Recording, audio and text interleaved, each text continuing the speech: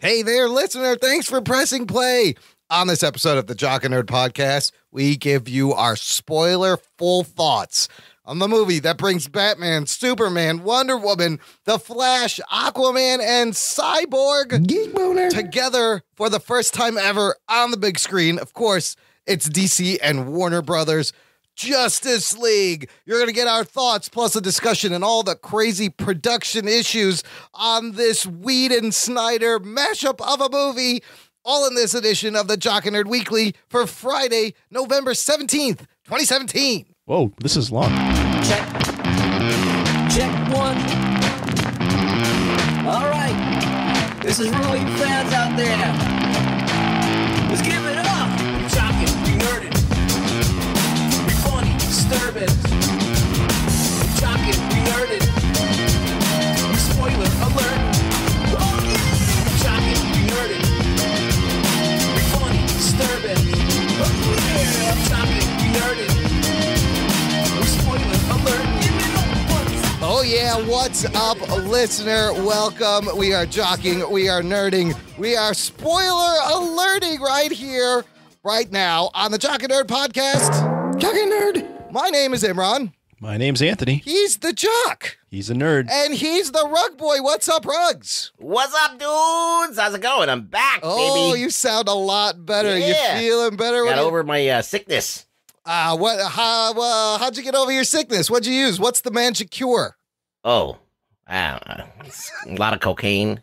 Yeah, that usually helps. That helps a lot. Yeah, you just blast it through your system. Take off like a rocket. That's how Deadpool cures himself. Yeah. Thanks for joining us. Ooh, I hear a jingling. Rugs, is that part of your cure? He's belly dancing. Are you? Is that the bells around your little felty belly? What is that? No, I don't wear bells. This is ice. It's ice clinkling in a glass. Oh, It's got clinkling. Is that even a word? It is now. Clinkling. All right. It's bourbon Nice. and ginger ale. Bourbon and It's a giant glass. I love it. This is going to be the cocktail hour, Jock and Nerd Podcast cocktail hour version. Yeah, if you hear that, just because I'm drinking booze. Mental note, listener, let's see how shitty Rugs gets by the end of the show. I won't get that bad. I'm only having this one drink. Jock and Nerd. That's what they all say. That's how Just it one. starts. That's how it starts. Hey, if you are a first-time listener, thanks for checking us out. I don't know how you got here, how you stumbled here, but we're glad you did. This is the show that gives you comic book and superhero, TV, and movie-related news, reviews, and the occasional interviews every week. Subscribe. Check out jockandnerd.com for all the ways to subscribe. And this show... there's a lot of news that we haven't talked about in a while because we've been doing review after review. It's been great. This show, no news, because we're going to focus on the pop culture monstrosity fascination that is the Justice League movie. We can be heroes. We could be heroes. Come Just together. one day. Just one day. All that heavy-handed bullshit. Boy, it's a movie, but it's so much more. This is something that will be studied years later in film class. Really? Yes. The surroundings, we'll get into it. It's amazing. It's an amazing thing. But if you are new, check out our last show where we did our Thor Ragnarok review. That was lots of fun. Lots of things going on this month. We got a lot of review after review. It's been lots of fun. Before we get to Justice League, though, Really? Has it been lots of fun? I've been having fun. I always have fun. Look, Yeah. Last week was not fun for me. No, I just no. did it for you.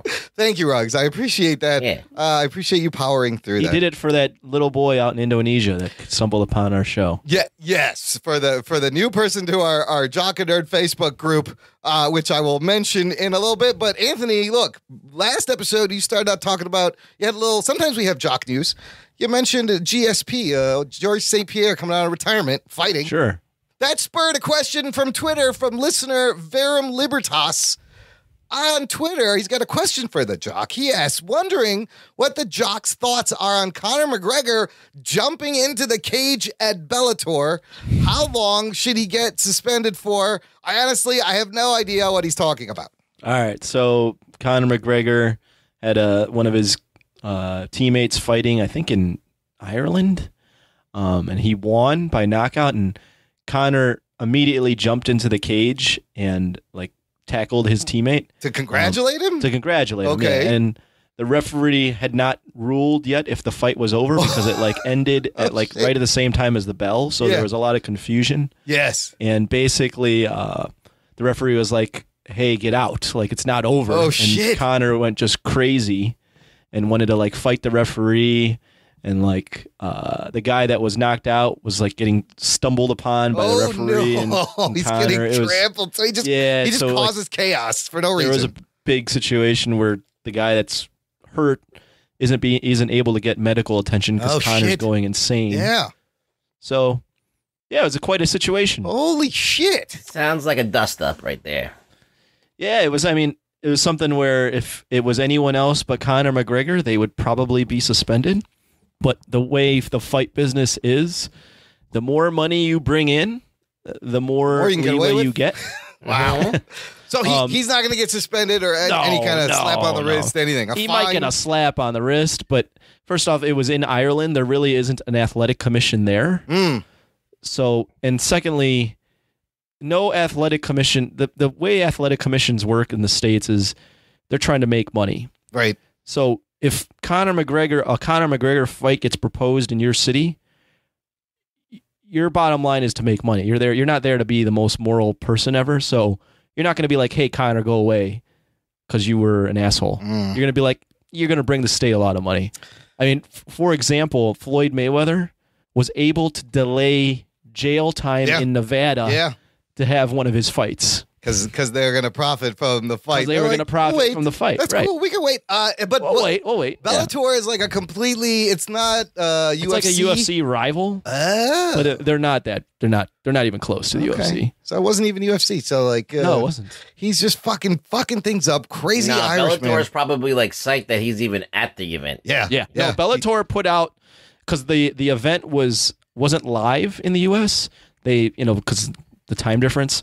So this all happened, and Bellator like put out stuff on social media where they're like, "Check out Conor going crazy." So they're loving and they put out that clip of him jumping in the cage and going nuts. So and to use it to promote their event later that night that they were going to air on TV. So they were loving it. Best thing that could happen to Bellator. Apparently, he slapped one of the Bellator officials as well. Shit. I thought Bellator was a person for some reason. I am it's Mr. a weird Bellator. name for a fighting. I'm George Bellator. Nice to meet you.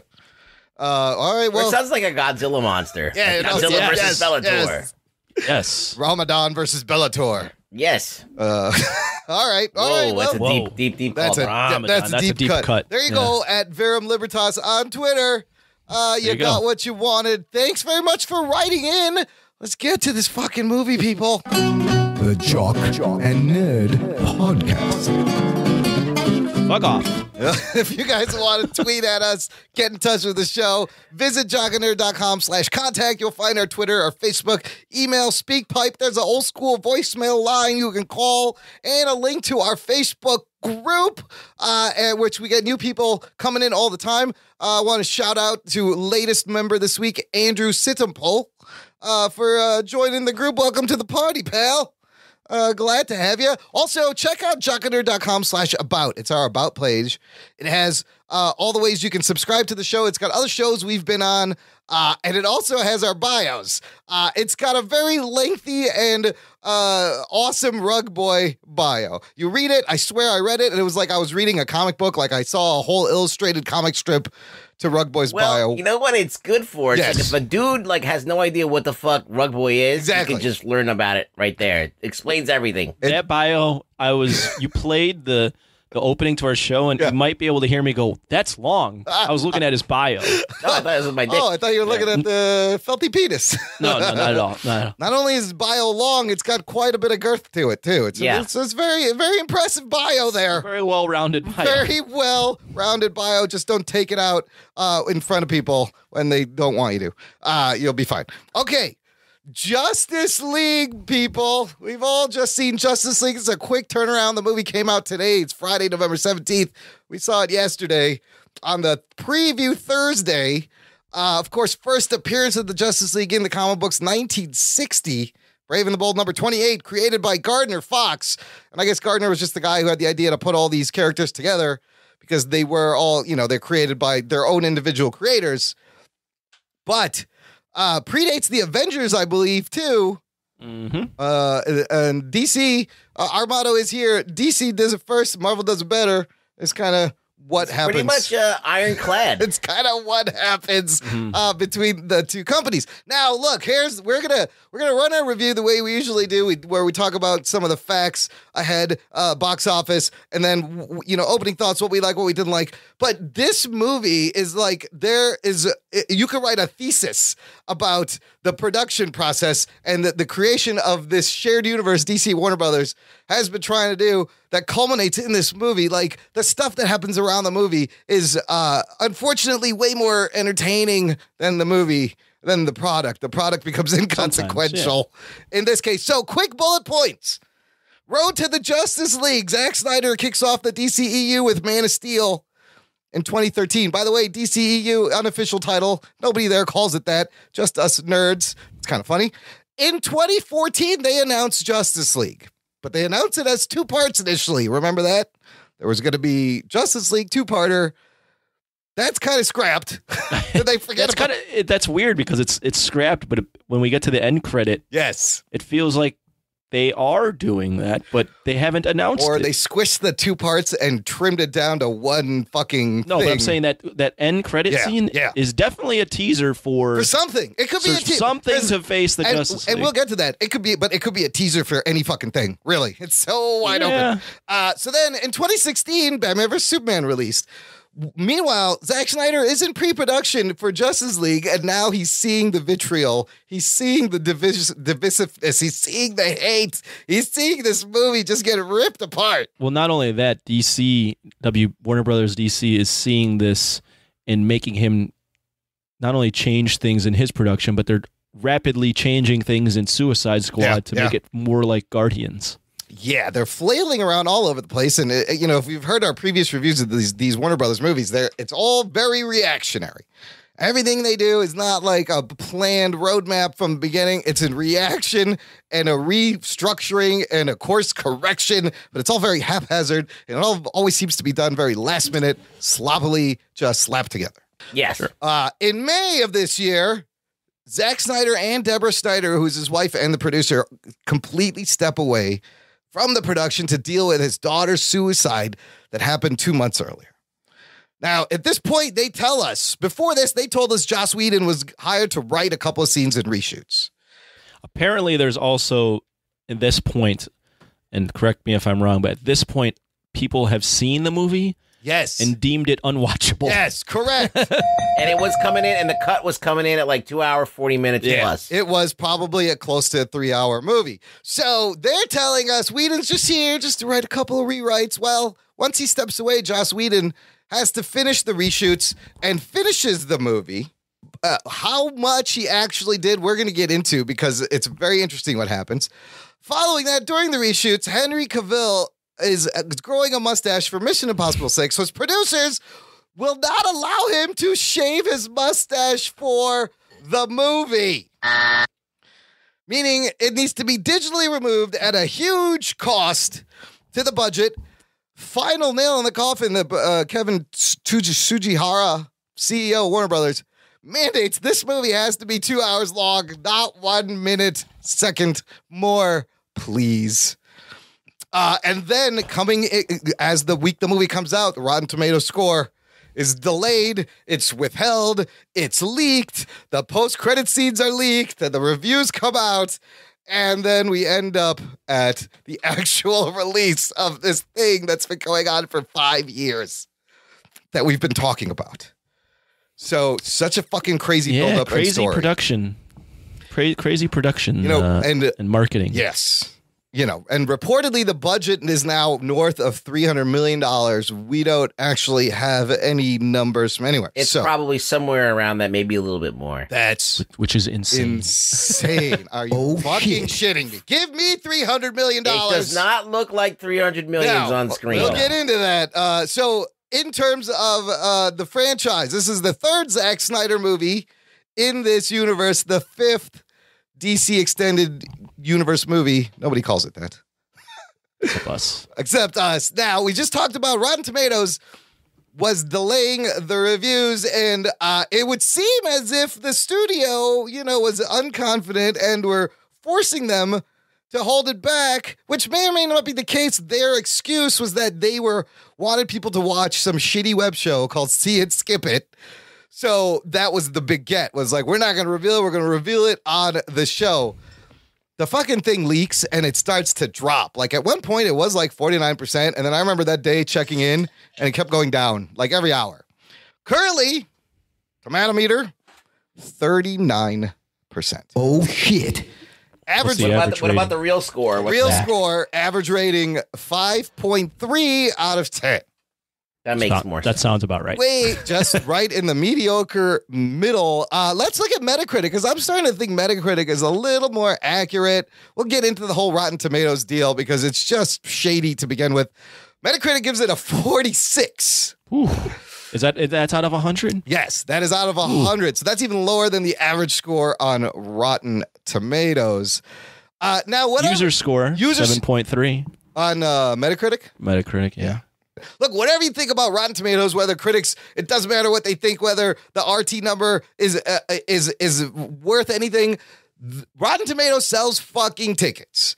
And the fact that they're owned by Fandango, which is owned jointly with stakes by Universal and Warner Brothers, 2 movie studios, all this is very incestual and very comfy cozy, and it's just very shady. One thing, Rotten Tomatoes does promote the wrong number. Yes. But you can't say it doesn't matter when studios will market on their DVDs and on their Blu-rays that certified fresh. I mean, they wouldn't do that unless they thought it mattered. Let's be honest. Rotten Tomatoes, that was just supposed to be an aggregator, really has the power to make or break a movie. I don't think that the movie studios believe in Rotten Tomatoes. They just use it when it's convenient for them. Absolutely. Yeah. And when it's not, they try to suppress it and they try to hide it. So which one is it going to be? Which way are you going? I think I'm just going to look at the Metacritic scores from now on. Well, now that we know how to decipher it, we should be able to come up with an idea of what it should be. So I like looking at the average critic rating. Yeah. Now, and at the end of the day, I think most people just pick a couple critics that they really enjoy and trust, and they look at their reviews because sometimes they write very well and can explain things and make you think about. There was a thing that recently came out by this guy who writes for Forbes and writes reviews. Apparently, he went in to log into his Rotten Tomatoes account and found that someone had posted a review already that he didn't know was posted, and the fact that, remember we said that video said that the reviewers get to say if it's rotten or fresh? That turns out that's not the case. There are times where they automatically assign the fresh or not, despite what the reviewer wants. This could be a whole nother discussion. Yeah, I'm just saying, check our Twitter. I retweeted something by this guy, Mark. Shenanigans. He posts very good evidence about shenanigans. So I thought that was interesting. Anyways, that's a whole separate podcast. Looking at the box office, like we said, this movie it opened officially tonight. We don't really have any solid numbers. We can look at the Thursday preview. Anthony, you pulled up the numbers. What would it make on Thursday?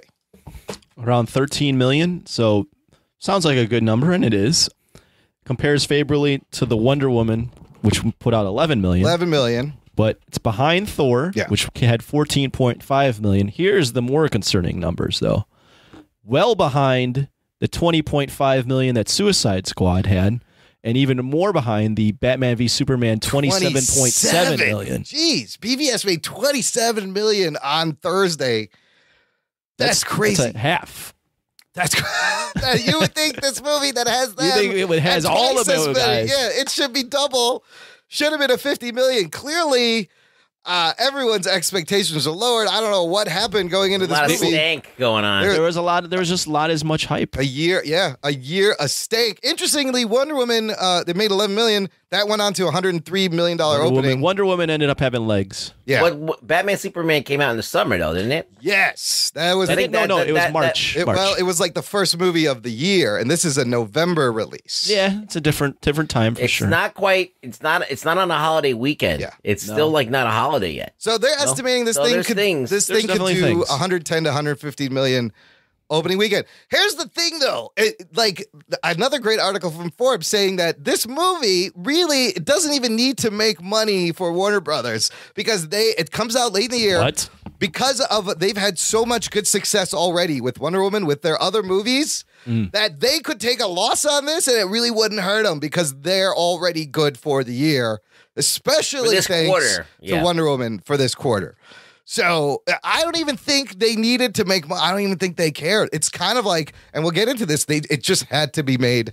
It had to be put out there, and we'll get into it. I know what they did. Sidebar: Thor is now made 225 domestically, and 665 worldwide. I'm just looking at the numbers. 14 days, and at least domestically, I didn't think Thor had a chance of beating Justice League, and now I think it will. So Thor was 122 opening weekend, 255 domestic, and in 2 weeks. Let's see, and I think it was number 1 2 weeks in a row. So I don't know if this movie's gonna have legs, people. If you believe in hype, I mean, Thor had the hype, and this one doesn't seem Thor to have the hype. has way more hype. There's so many people like just gushing their pants. Yeah. And anecdotally, I mean, I talked to like a couple people that saw Thor and Justice League already that are pretty casual. Yeah.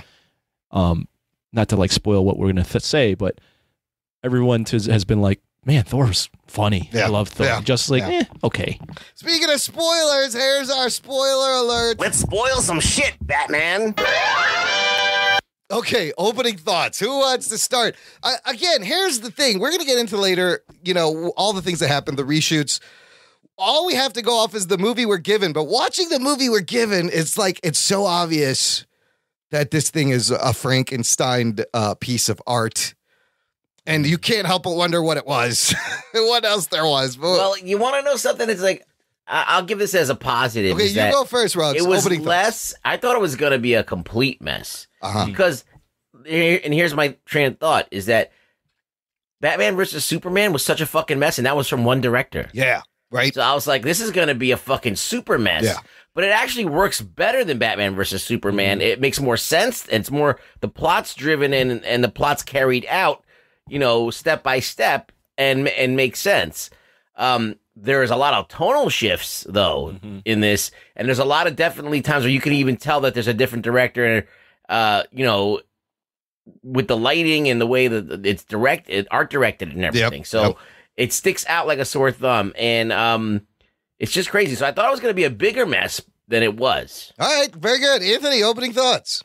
That 5.3 out of 10 is probably what I would rate it. Yeah. Which means it was just okay. Definitely better than Batman versus Superman. Although I feel like if you're a big fan of BVS, I don't know if you would necessarily like this movie. Yeah. Because this movie is a complete 180. Yeah. Especially in some of the way they described Superman's presence in the prior films. Yeah. It's one of those movies where I came out of it and I was like, they don't do anything terrible, but they don't do anything amazing either. There's nothing that ever stands out. Yeah. And I can't help but compare it to Avengers because it's the same thing. And everything that happens in this movie, I've seen before and I've seen it done better. Mm-hmm. I'll agree with that 100%.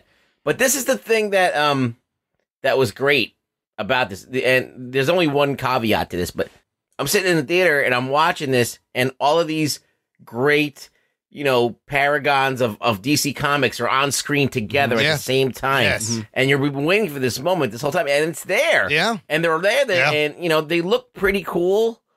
Like, with I don't like Flash's costume. I'll get into that later, but like they all kind of, and so that in and of itself is like the crowning achievement that they've got all these people up on one screen and they're fighting and doing cool stuff. Has it been done better? Yes, in the tons of other movies, it's been done better. But not with these iconic characters. So it's kind of like an accomplishment, but it's kind of like as soon as you rate it against something else, it just automatically drops in its value. One more thing about the Avengers comparison. Yeah. It really does hurt that Avengers was so successful. Yeah. Because they got there first. Yeah. So when you throw in Justice League and it's a lot of the same story beats. It's the same guy directing it. Yeah. It's the same kind of MacGuffin, same kind of villain. Yep. Alien invasion. Yep. Team doesn't get along and now they got to get together. Like it's all the same story beats. But I walked out of Avengers and I was just happy. Just like, wow, I saw like that was amazing. I walked out to Justice League and I was like, okay. Yeah. Like as Rug Boy stated in when we were texting each other, well, that was a movie. It's definitely was a movie. a movie. Whereas BVS, to me, I was like, this is not even a movie. This is just a bunch of scenes like butted up against each other. Yeah, so it works better than It works better. that.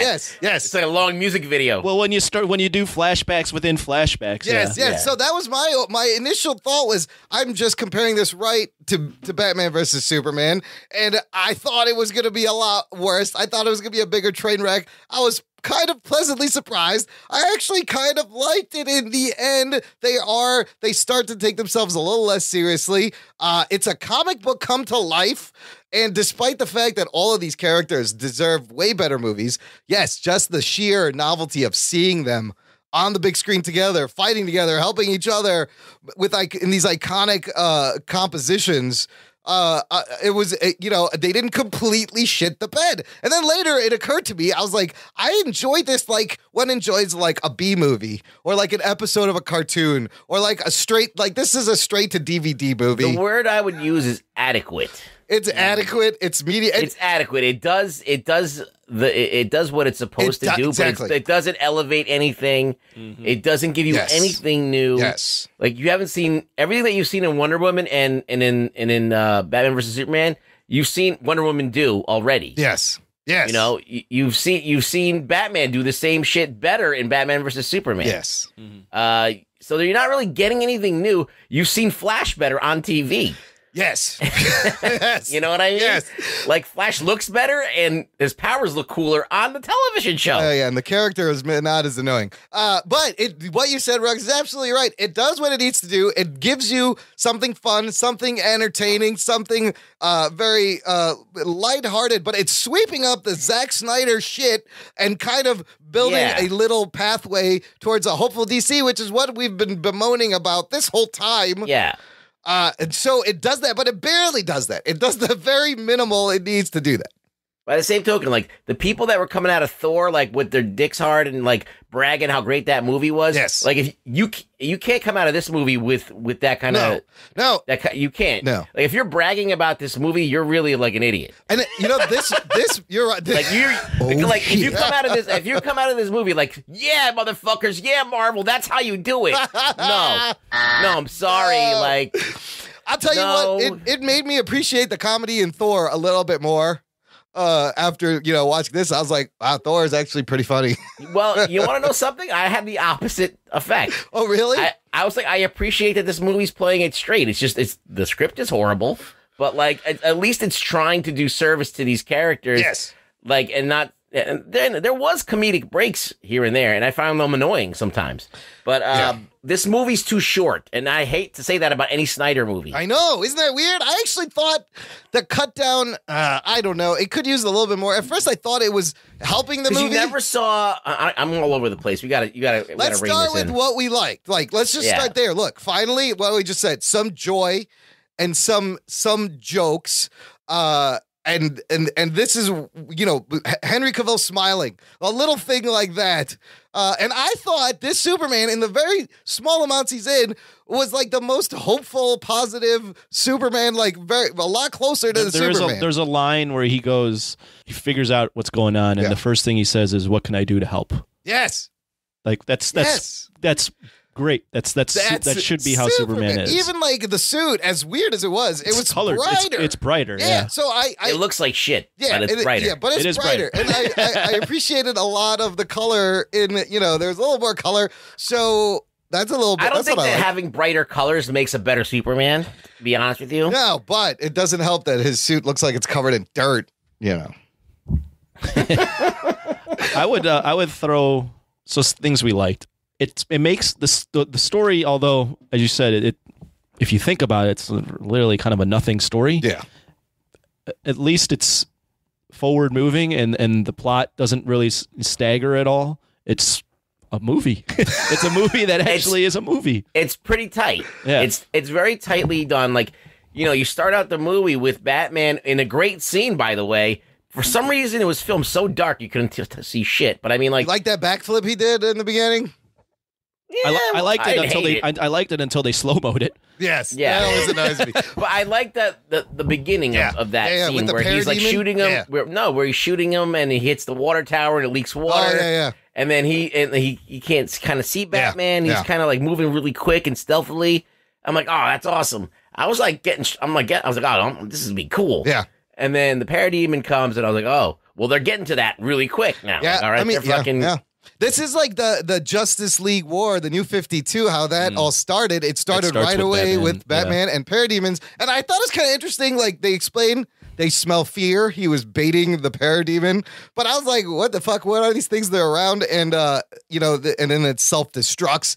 It clearly added, I think that was added later because 2 scenes later, Bruce Wayne has a beard for some reason, and how much time was between these scenes? He didn't have a beard in the beginning. Well, he has a says, I beard. gotta go north. Yeah, but it took him 6 months. He's fucking Bruce Wayne. He flies Did a he private walk jet there? there in 2 minutes.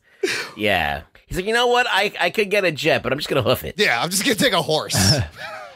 I don't think Jason Momoa had much to do, but I did kind of enjoy the direction they're taking with Aquaman. I wasn't completely turned off with Dirtbag I wasn't Aquaman. I turned kind of off, liked no. him. I kind of My only criticism of that is that I want to see more of him. Right. Yes. That's I think all he was asked to do was, hey, go be cool. Yeah. Just be the coolest guy on Take screen. your shirt off for the trailer, and we're good. Yeah. Thank you. Just go, oh yeah, my man. My man. Yeah, I mean, Just like a bat. I liked, the one moment where he's sitting on her lasso and starts really. That's a great moment. That's pretty Yeah, good. that is one of That the is best. pure Whedon. Actually, No, I think that was in the original. that was was in it? the original. It was slightly adjusted by Whedon. That's one of the things that Joss I think did they not threw the add. Wonder Woman part in there. But I think they had him this is like the genius of Joss Whedon. So Snyder has just Aquaman bitching how he hates everybody. yes. All right, but Whedon was smart enough to throw in a What if little he's like, sitting on the lasso? Yeah. Well, yeah. What if he's sitting on the lasso and they threw the Wonder Woman line in there What was the Wonder Woman line? where he thinks that Wonder Woman's hot. Oh yeah, it's like you're gorgeous. And then she pulls that. Yeah, so that originally Because you could tell that her reaction is not appropriate right for like right. what he said. Yeah, no, it's that was one of the things that was originally in the script, and Whedon tweaked that. I'll also throw in that although I don't think she's as good in this as she is in Wonder Woman, the tonal shift to kind of incorporate Wonder Woman more and make her the de facto leader by the end of it is well deserved. Yeah, and they kind of retcon the whole thing from her mythology to incorporate. That's the weird part. It was so like meta aware of how popular Wonder Woman was. They were like, we're just going to show you this again. Here's some more of Wonder Woman's greatest hits. But I liked her reasoning of like where she's like, I don't want to be a leader because I don't want to ask people to die for me. And she had to battle with that. So there's a little bit of depth there. Yeah. You get some stuff, and she looked great. And she pretty much did, she didn't have that much to do, but she just did what she did in Wonder Woman. I just gotta say she does look great, but man, you can tell this movie was directed by men. When the way they film her, always ass shots. She has cleavage hanging out. Well, they took cam. out a couple of ass shots. Yeah, but there could have been. I bet there was probably more with Well, Zack Snyder at Snyder's the cut fucking was probably like ass shots galore. Yeah. There was also, not to side tangent this too much, but I was looking for it in the film. Yeah. Apparently, the way they dressed the Amazonians was quite different in this film than the last one. It was more skimpy. It was skimpier in this film, but look, these there's an article I shared from Screen Rant. They had CrossFitters athletes in this, like people who were like, I had no problem. They said themselves like, I had no problem. I was actually kind of proud to show my physique because I worked so hard on it. And she even goes, I don't think they would need as much armor because they're superhuman. They're Amazonian. They're super strong. And nobody gets that close. They don't portray them as superhuman. No, but it's like a little bit. Yeah. Wonder Woman's the only superhuman out of those Amazons. That's a good point. No, I will disagree. Well, you brought up the point. One can't even lift this fucking horse off their ass. Well, they just had those two bitches holding up that wall. That's true. Those two bitches were holding that wall. And they were holding up they were like She-Hulk. Oh, yeah. And they were holding up that wall, like that gigantic thing. Like that thing weighs like thousands of pounds. Yeah. So then there's an inconsistency in the Exactly. Inconsistency. Exactamundo. Yeah. Okay. Oh, cool part. Yeah. I really enjoyed that they had like the Age of Heroes prior, and they were fighting Steppenwolf back in the day. Yeah. I thought that was awesome. The whole I liked the flashback I liked the scene. There's a flashback. lot of Easter eggs. in Yeah, that there was shot. so much. You could see the Amazonians, the Yes. Atlanteans. You saw a Green There's Lantern. a lantern. You saw. I think you You saw saw the Zeus. ring Yes. fly off after he Yes, got killed. yes, and you see Steppenwolf look at it, and you see that's Zeus. That's You see the new gods or Yes. the old gods. I'm sorry. Yep. I think you see humans. I think you see King Arthur. yes, because that's Yeah. the army of man. Yeah. was like all the Knights of Camelot. That dude. I think there's a shit ton of Easter eggs that if you slow that yeah, down. Yeah, there's also Ares is in there at one point. That I thought it was the dude. I thought it was Gerard Butler from 300. It looks like Zeus, but that was Zeus. Man, I I don't was know. like, But that's there the was a dude lot of from cool 300. stuff. I like that there was a history of them all working together. Yes. in the past. But like it's and then the MacGuffin boxes are all split up, and you see where they are. And you got to see boom tubes. I thought that was kind of cool. It added more depth to the universe. But isn't that like a boom tube from? Is Steppenwolf a herald of Darkseid? I thought they were he's his uncle or his nephew. Like they're Okay. related. He's his uncle in the comics. Yeah. In this, I think they have him being his nephew. All right. So he's supposed to be like a new god or something. I don't know. He wants to be a new god. Here's the thing: if you're not like a comic book reader and you saw this, like you don't know what the fuck's going on. Like, Yeah. they mentioned Darkseid once, nobody would know. They don't really explain why he's doing what he's doing or give him a reason, just Right. out of just cuz. What else What is else good? was good? What do you here? think of the cast? Cyborg. Let's talk about Cyborg for a second. I think he was a pleasant surprise. I think he was early on. I really hated the low poly fucking design of the suit. I was like, no, I still hate the I suit. don't like the design of him at all. I just like the guy. He was good. But I thought Ray Fisher did a really good job. Again, just like Aquaman, I kind of wanted to see more. I wanted to know more about him. Apparently, Cyborg They cut knows out some everything. You know, he's ready. He knows everyone's secret identity. He can access everything. But I liked how the suit kept adapting every day. And like by the end, you saw it change into more of a chest shield thing on his chest. And I was like, oh, it looks a that's little how he bit was better. drawn in the comics. Yeah. So I'll say that I'll have to disagree. I found him to be really boring. Wow. Well, I mean, they didn't. I give felt him like there was a much. lot of pain behind what he was. Yes. Yeah, they were going for like the monster underneath. Yeah, but he was doing a lot of like under the surface acting there. There was it. Yes, and it yes, worked. yes. It seemed to work. You saw His stillness. It was. I don't know. Some people say it wasn't like Whedon. It was just he's clearly like, even though he has all this shit on his face, he was still giving you the impression that there's a lot going on. I agree. I thought that you could see the pain and anguish and conflict, even though he just stands around pulling things apart for most of the movie. But the hoodie, kind of like a Trayvon Martin thing. Like there are so many things they could have touched on that this movie doesn't really want to touch on or doesn't have time to touch on.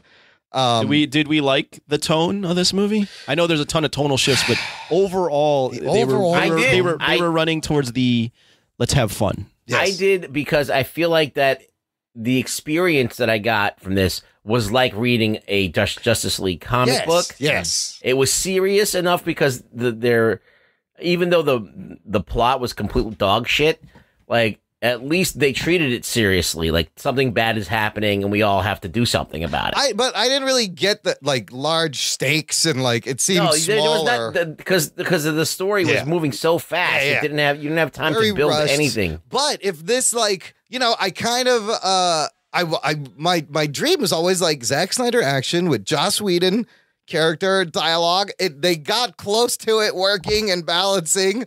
But if this is like a direction for them, but Snyder, who knows when he's going to do another movie. I did like the eventual tone because I did like the tone as well. Yeah. I think it's the right direction. It's just, it was very jarring for me knowing that Man of Steel, Batman v Superman, and this was like kind of Zack Snyder's trilogy. Yeah. And I don't think he had this in mind for his tone. So it was a bit jarring for me at that's first. another thing I liked is this is probably the least Zack Snyder-y movie he's ever made. What do you guys think? There's still a lot of slow-mo. I'll tell you where he's got his stamp is all over that fight on Themyscira. That's a whole Zack Snyder thing. That whole scene was all Zack Snyder. Where Steppenwolf attacks and gets and the it's box. one of the best scenes in the whole movie. I hate to say. It's not bad. Yeah. It's visually great. That little like passing the football along. And you think that was great. For a second they got it. They're going to get away, and then all of a sudden it just comes crashing down. And then for some reason the Amazon can't lift a horse. But like I know that doesn't make any sense. But it was cool. That whole scene was like got my blood pumping a lot. Yeah, It was a unique way to like where they're tossing around like a football. That scene was way better than that scene in the fucking sewer or whatever the fuck that was, and it was way better than the ending of the movie. I think that's. I think there's two scenes that were pretty good, and the Superman coming to life scene was cool, and that mascara scene to me were the best action scenes. The action scenes in this are like forgettable for the most part. Yeah. So those are the ones I remember the most. The Superman scene where he's fighting them, I did somewhat enjoy, just because I like seeing the heroes fight each other, and that was not a unique way, but a way to get them to do that, where Superman's just kind of crazy for a little bit. Yeah. I specifically liked, although it's not really earned because there's not been any prior Flash films, so you don't really know that he thinks he's the fastest guy, but I did enjoy when Flash is running around Superman and they cut to Superman being able to track him and cut to Flash, and Flash is like, what the fuck? Yeah, like he's in the Speed Force with him. That was kind of neat. Just as fast as him. And like they do like a slow motion. That's the thing. Zack Snyder would have loved, like, I'm surprised he didn't do a Flash movie because every time he goes in the Speed Force, everything is slow-mo. He can fucking blow his slow-mo load on the Flash and it kind of makes sense. Yeah. But the Superman, so when they were fighting, I was like, oh boy, here we go, evil Superman. This is what it's gonna be. But I actually kind of liked that. It was just like one scene, and Lois snapped him out of it right away, which was. And I mean, if you want to kind of tie it back to BVS, there is that scene where Bruce dreams with Flash coming back to him and being like, Lois is the key. Yeah, but he's not even dressed like that or has a mustache. I know. That was like a desperate attempt. Dude, there's no payoff to that whole fucking dream within a dream sequence. It may pay off later. I don't think so. I think it may have been in what he was doing in this movie, and they used that as a MacGuffin, but like it's fine. It was fine. I personally, I know that I don't know what Snyder did. I have no idea what he did. What's on the cutting room floor. I have no idea what that hour that's missing in this movie. Because if you do the math, the hour, it was 2 hours and 40 minutes, right? Yeah. And then they definitely cut out at least that 40 minutes plus whatever Whedon put in, which is probably about 15 minutes worth of stuff. So it's about 45 minutes to almost an hour missing of Snyder stuff. Well, look, there's a great article Bellotti just, who posted that article? I think I did. You did. We're going to dive deep into what entailed the reshoots and the article makes a great point saying, this is a movie similar to Fantastic Four, 2015, similar to Suicide Squad. You can actually see where this movie got hacked up and put back together. Well, it's a Frankenstein movie, and it's so clear. It's right there on screen. And can we go into what we didn't like? Because this illustrates this. Yes. Okay. You know what? Because I don't really have any more what we liked. Anybody have any more what we liked? One more. Yeah. The stingers at the end. The stingers were good. I did enjoy. We'll talk about that. Okay. Mine is I think Whedon. This is clearly Whedon. The connection of Flash and Cyborg being the mistakes. Yeah, I kind of love that was a cute line. That's Whedon, absolutely. Yes. Yeah, that's Whedon. And them digging out of a grave, making it like even more awkward. Yeah. And them just talking about how awkward this is. What a mistakes. Is very much Whedon, and I enjoyed that. Yes. Okay. Real quick, Batman theme. I heard the Batman theme. I was very happy. I think I thought that worked pretty good. Very well composed. Yeah, well composed. And yeah, look, I did enjoy the post-credit scenes. They're biting from Marvel, but so what? In this, it works. There was the fun one where Barry and Superman, a great, cheerful, buddy, friendly Superman, race, and it's just, but we've seen this on TV already with Supergirl and Superman. It was like a TV show extra scene, but that was cool. And then, holy shit, the last post-credit scene. We finally get a little bit of payoff. Geek boner. About Deathstroke. We saw that footage early on. We didn't know the state of Deathstroke. Fucking Deathstroke in a boat. Lex Luthor escapes from prison. And he's like, maybe we should have a league of our own. I still hate Eisenberg's Luthor, and I think Justice League 2 should be called Justice League, a League of Our Own. I think that's a great title for the sequel. Rosie O'Donnell is Lex Luthor. Rosie O'Donnell, Gina Davis, join the Legion of Doom. Legion of Doom, directed by Injustice Penny League. Marshall. Let's see it happen. What do you guys think of the second post-credit scene?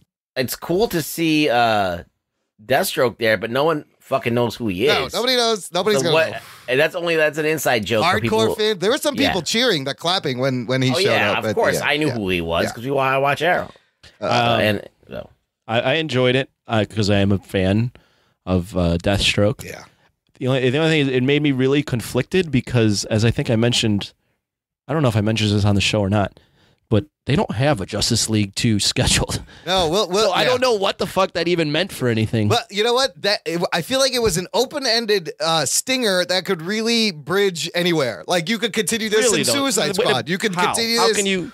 How? Lex Luthor could just show up in another person's movie. I know he could, but they're teasing a team fighting another team. It felt like they're just teasing something that could be anything. Like it could be anything. It could be played out to be anything. Why? How is that anything? He says we need to form a team of our own. Yeah, so he's gonna find some bad people, but wouldn't you want to see that team? If they're not planning on doing something, it's presumptuous. Yeah. Well, it is. Well, it is. Yeah. You can't argue it, Imran. Just don't. It is. Was that Joe Manganiello? It's not ambiguous. He's fighting a team. Was that Joe Manganiello in white? Yes, it was him, right? Yeah. He looked great. Yeah. Yeah. With the gray hair, too. I love big screen Deathstroke. Deathstroke, who's back on Arrow this season. It's actually pretty badass. There was I have not seen it. Holy shit. The recent episode, there was an amazing one-shot fight scene where Manu Bennett is just slicing and shooting people. It was pretty fucking good. I was like, wow, that's pretty good. Okay, look, let's take a quick break. We'll play some promos, and we will talk about what didn't work for us in the Justice League. After these messages, we'll be right back. Are you afraid of what goes bump in the night? Have you or your friends ever pondered a conspiracy? Do you want to know more about the unknown? If so, then put on your tinfoil hat, sit down, and pick up your computer, tablet, or phone. Go to iTunes or YouTube and search for Secret Transmission Podcast and listen to us try to explain the unexplainable. Follow us on Twitter for updates on shows. At Secret Trans Pod. That's SecretTranspod. Or you can email us suggestions at secrettransmission@hotmail.com. That's SecretTransmission@hotmail.com. Do you like movies? Get busy living or get busy dying. Mr. Anderson. Life, finds a way. TV? A girl has no name. Soft kitty, warm kitty. You didn't think I'd just disappear, did you? Music? Hello, all my friends are heathens, take it slow. Girl, run the world, girls. Video games? It's me, Mario. Get over here! If you love geeking out about your pop culture passions, See Here's the Thing may be the podcast for you. Join me and my co-host Patrick as we dive into a weekly digest of news clips about movies, TV, video games, theater, and more. Special guests, improv games, and terrible celebrity impersonations abound in our weekly episodes published directly on Podomatic. You can also subscribe to us on iTunes, Spreaker, Stitcher, TuneIn, and Google Play. Be sure to follow us on Facebook, Twitter, Instagram, YouTube, Google+, and Pinterest. See, here's the thing. It's where humor and pop culture collide. Hello, this is Storycrafter Mike from the Steamrollers Adventure Podcast, and you're listening to the Jock and Nerd Podcast. Hey, Michael, between the two of us, I think I am the jock. You're actually more like Rug Boy. Nope, I am totes the jock. Okay, then who are the Pittsburgh Steelers? A marauding band of aliens who use giant laser cutters to carve off a slice of Pennsylvania to take back to their home world. Hey, Rug Boy, if you ever want to come moonlight on our show, we just had an opening. What? Doc and Nerd. Listener, thanks for subscribing to the show. The regular listener out there, we can't thank you enough for hanging out with us, spending time with us week after week. This is the one time in the show, every show, that we ask for support and donations. We don't mention it a lot, just once in the middle. And we have a great fan club. Just visit jockandnerd.com/Patreon, where there's a bunch of tiers. You can financially pledge and help us support overhead costs, maintenance costs, web hosts. But here's what you get. You get the satisfaction of helping us, and you get access to bonus content. That's the most important part. Geek Jock and Nerd. Bonus Jock and Nerd audio content in the form of an exclusive RSS feed you put in your podcast app, and hours of content, and we're adding to it all the time. For example, yesterday, Anthony and I both put up our instant reactions to this movie. So quick. Very quick. So our Patreon supporters would have heard that before the show. And huge thank you to our latest patron this week, Travis Holton. Jock and Nerd. Woohoo! Travis joins the fan club. He's enjoying the bonus content. Thank you so much, Travis, for listening and supporting. And thank you to all our patrons. Check it out yourself, jockandnerd.com/Patreon. Let's get into... You keep the show going. What didn't work? Not you. You. Oh, yes. Patrons. Patreon supporters. Well, you do too, but they really help us. Yes, I do, but literally Patreon supporters, you are producers of the show, and you do, and like producers, you keep the show going. You keep us motivated, so I want to have more producers. Okay, I feel like this part's going to be a lot longer than the what we liked part, and this is the real, let's get nitpicky. Let's just start with the fact that it's clearly a Frankenstein movie. Because Zack Snyder stepped away and the studio thought it was unwatchable. No, why? Why? Because you can see something that tells you when the new scenes have been. Okay, yeah. filmed. So this is how it's evident, and it's evident in the very first frame of the goddamn movie. It opens with a camera phone video of some kid shooting Superman, and oh my fucking God, what is wrong with Henry Cavill's face? Oh shit. Oh my God. I thought it was a hologram. I thought it was intentionally supposed to be like a hologram. So the first part is a little bit forgivable because it's grainy, but you're like, okay, something weird's going on. No, but you notice it right away. Yes. Like this looks weird. First of all, I don't even understand why they started the movie with that. What was the point of that? Can anybody tell me? Like, they were trying to make it like an emotional reaction. Yeah, it was supposed to be like the missing Superman. Yeah, Superman is a great guy. Yeah, they're like, this was Superman, but we never showed you. So this. Clearly, this was such late in production, these reshoots, that these people did not have time to render this enough. Because here's how you can tell what was reshot: every goddamn scene with Superman, minus maybe 2 scenes. And we'll get into it. These were all reshot by Joss Whedon because his fucking lip is smooth and floating around, and it's so distracting. It's a shame. But you can tell it's jarring. You're like, okay, this is a Whedon scene now. Yes, this is a Whedon scene. And so you know that all the Superman scenes are Whedon. So it ruins the movie on 2 levels. A, just visually, it distracts you. But then it like highlights the fact that it's 2 directors. So clearly all of Snyder's Superman shit, he probably had him go evil, and they took it all out. Yeah. Because this is fucking great karmic retribution, because like I was getting into arguments with dudes on Twitter who telling me that Superman, the Man of Steel Superman, is the best Superman ever. And Zack Snyder clearly wanted to make Superman evil. Yes. From the get-go. Yeah. He had no intent. He was always going to be ambivalent. He was never going to be the Boy Scout that he ended up being in this movie. Yeah.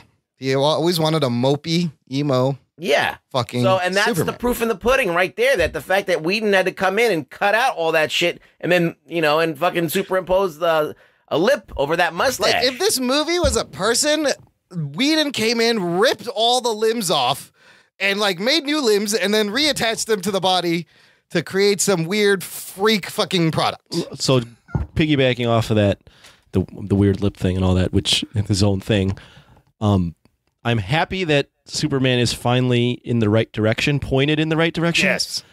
For me personally, it doesn't feel earned at all. No, it isn't. Because they are telling you things about Superman in this film that for 2 prior films are just not true. And they're nowhere. He was not the beacon of hope that you were saying he was. Because if he was, you wouldn't have had your protagonist in the other movie for about 75% of the film convincing you that he is justified in killing this man.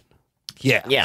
So for me, although I like the direction, it just doesn't feel earned at all. It's when you have Batman, who is like this intelligent person who does all this research, come to the conclusion that Superman is bad. Yeah, that doesn't make any sense. You know, you're saying something about the character. Yeah, right. Yeah, you know, you're saying that this brilliant dude is got it completely wrong. Can't see what's right in front of him. And also, there's just, I mean, I don't want to rehash too much as BVS, but there's numerous lines where Superman is just like, it doesn't matter. Like nothing ends. Or what does he say? He goes, nothing in this world ever turns good or something like that. Wow, like he's just got he such actually says bad that, doesn't lines. he? Yeah. He's just got such bad lines where it's just like, this is not him. And then, whereas in this one, he's joking. He's like, "Oh, actually, I take that back. I wish I was dead." Let's throw one more thing about Superman. This movie, I mean, although it ends, there is a nice fight scene with him at the statues. It really just proves that just killing him was so stupid. There was no reason to kill him, and plus the way that like he's resurrected really makes no sense. Like we don't know anything about these MacGuffin boxes, and all of a sudden Batman's like, "Hey, maybe we could use one to bring Superman back to life for no reason." If they would have just switched the bad guys from movie to movie, and like it's just this dude came down, and then they had to fight him off, all three of them, and then Superman lived, but then he died in this movie, then it would be fucking legit, right? Yeah, they kind of did it backwards. Like they show, like in this one, you get the hope from him, and that's when he should die. Whereas the other one, he's just the kind of a mopey dick, and nobody cares that he dies, and you're like, good, like he's a dick. It just didn't work for me that he is the reason that their team is formed. I really didn't expect like in terms of the structure that like he was going to come back in the middle so quickly. Yeah, and that's the thing was too. Is weird. like if you the way it's structured, you would expect his big triumphant return to be the climax, right? Which I think was going to be the case because there's that scene in the trailer where Alfred's sitting there and the water's rumbling. Not in the movie, He's like, but that's not there. Yeah, but I think that was supposed to be like he's supposed to return triumphantly at the end. And then Alfred would tell him what's going on. It was supposed to be different because the end scene in BVS is the dirt like levitating, right? As if he's already kind of alive, and like his body still looks the same. But now like, they how have to long has exhume it his body been? and give him a jump start. Yeah, I did not like the fact that they were digging the grave. Yeah. I thought that was just weird. Yeah. I'm like, you think Bruce Wayne would sit there and have him dig it out with a thing? He probably could have had like a million other ways of getting them out. I thought it was funny or that whatever. like the two scrubs had to fucking dig the hole. Or that even Bruce Wayne already had him in a freezer somewhere. Yeah, Right. Bruce Wayne would have he would know that this guy is such a liability, even dead. Like it would be even. How much more badass would it be if Batman just kind of goes, "Yeah, we're gonna resurrect Superman." They already and he's got like, him. "Oh, well, yeah." And Yeah. he's like, "I've been waiting to do this whole time, and I just was waiting for the Oh my time God, to like and let you guys know." And they go to like the Batcave, and it's like a Han Solo and Carbonite. You see like Superman frozen there until they figure out what to do with him. Like, first of all, that would make Bruce Wayne look so fucking crazy. Yes. But at the same time, it would make him look like a fucking the master planner. Well, I right mean, there. it reminds me of another scene that was in the trailers that's not in the movie, is where he's looking at the hologram of Superman and just like contemplating. That shit wasn't in the movie.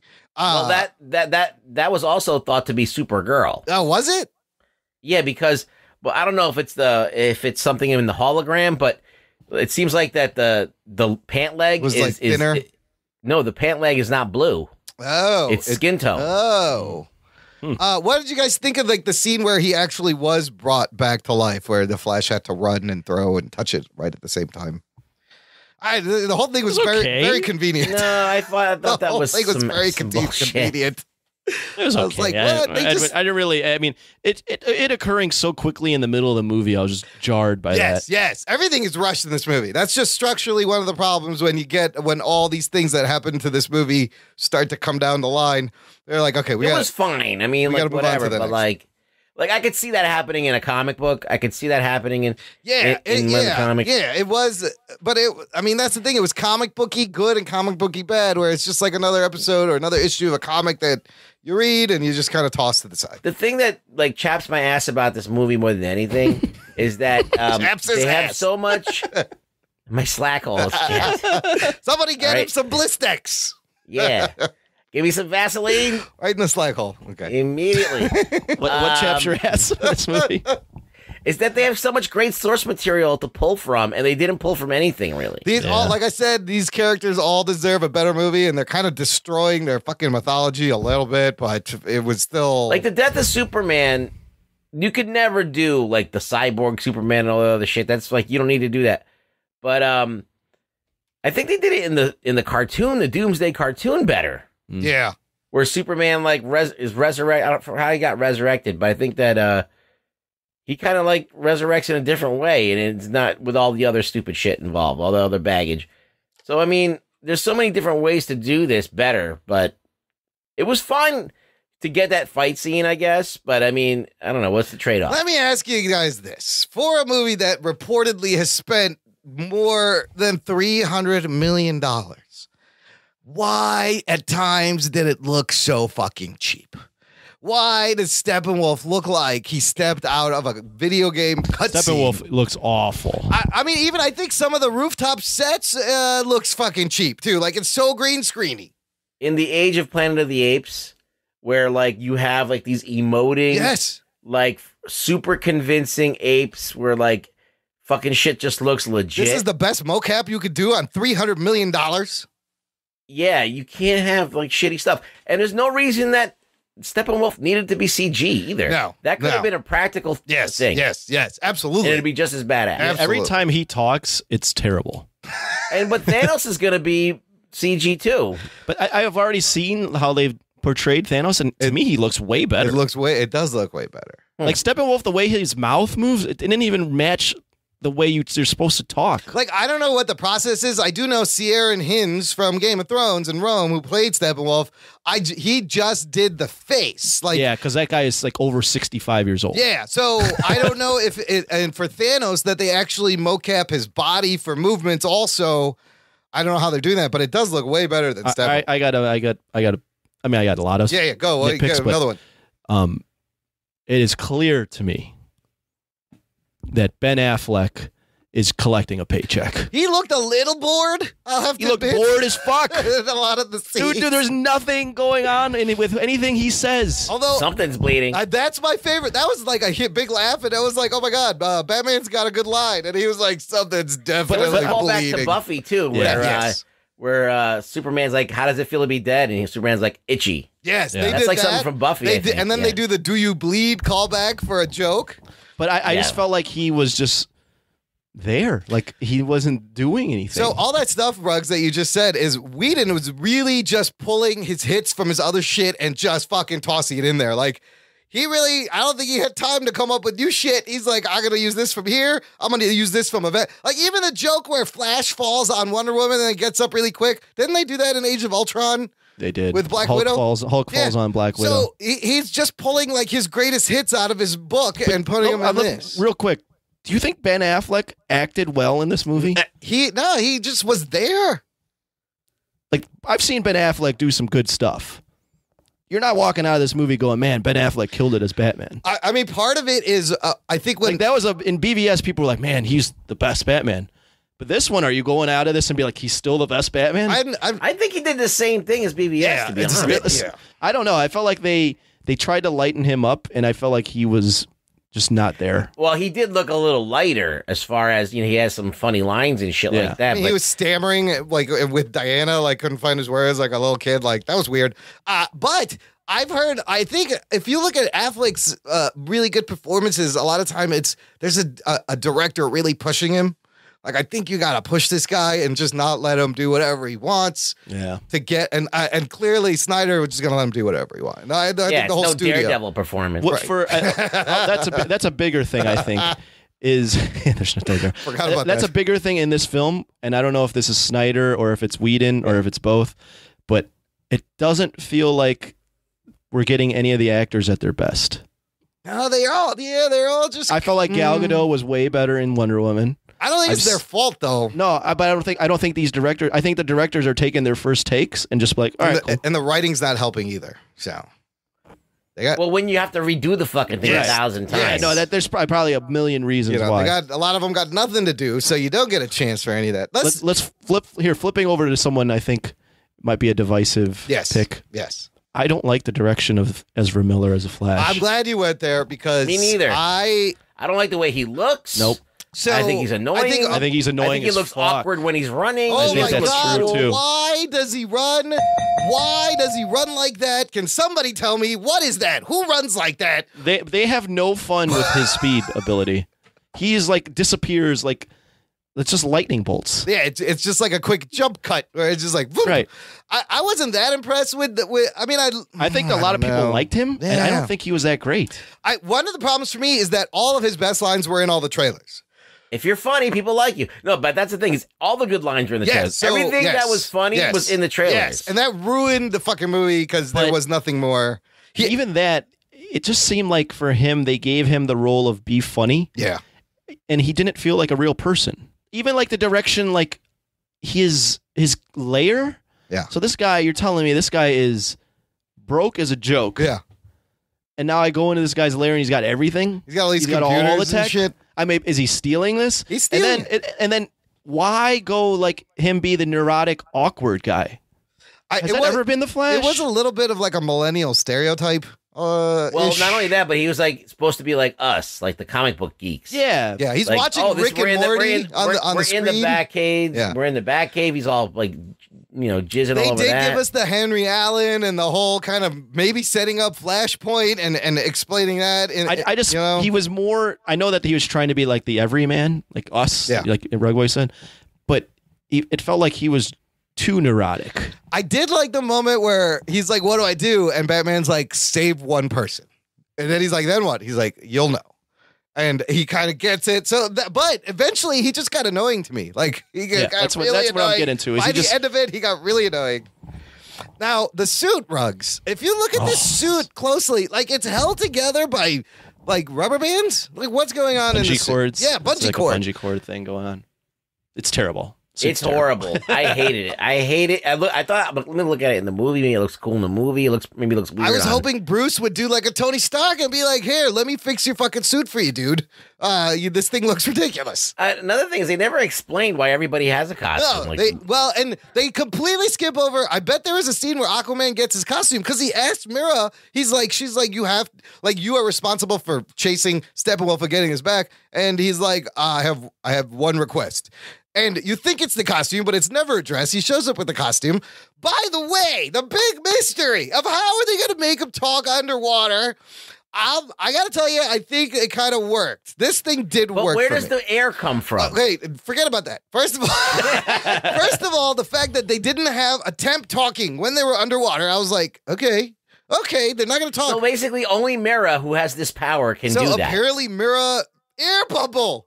Fucking air bubble, and then you can talk in this cavern. It's kind of like Black Bolt's thing where Medusa or somebody has a room where it captures and they can talk. But yeah, do they all have this power? Can all the Atlanteans make Where air does bubbles? the air come from? You're underwater. But it's a H2O. There's one O in H2O. You just pull the O out of the H. I don't know. I fucking know. You can't explain that. The underwater Maybe stuff you're for me was okay. It didn't bother me. It looked very CGI, but there was they did a whole battle. I didn't see any kind of real world building it was at all. nothing new. First of all, I have no idea what Atlanteans are. Yeah. I have no idea if they're part fish. Yeah. I have no idea about anything. I just know that the dude takes off his clothes and goes into a I think tunnel. you just swim, real fast. That is one of the big problems, I think, of this film.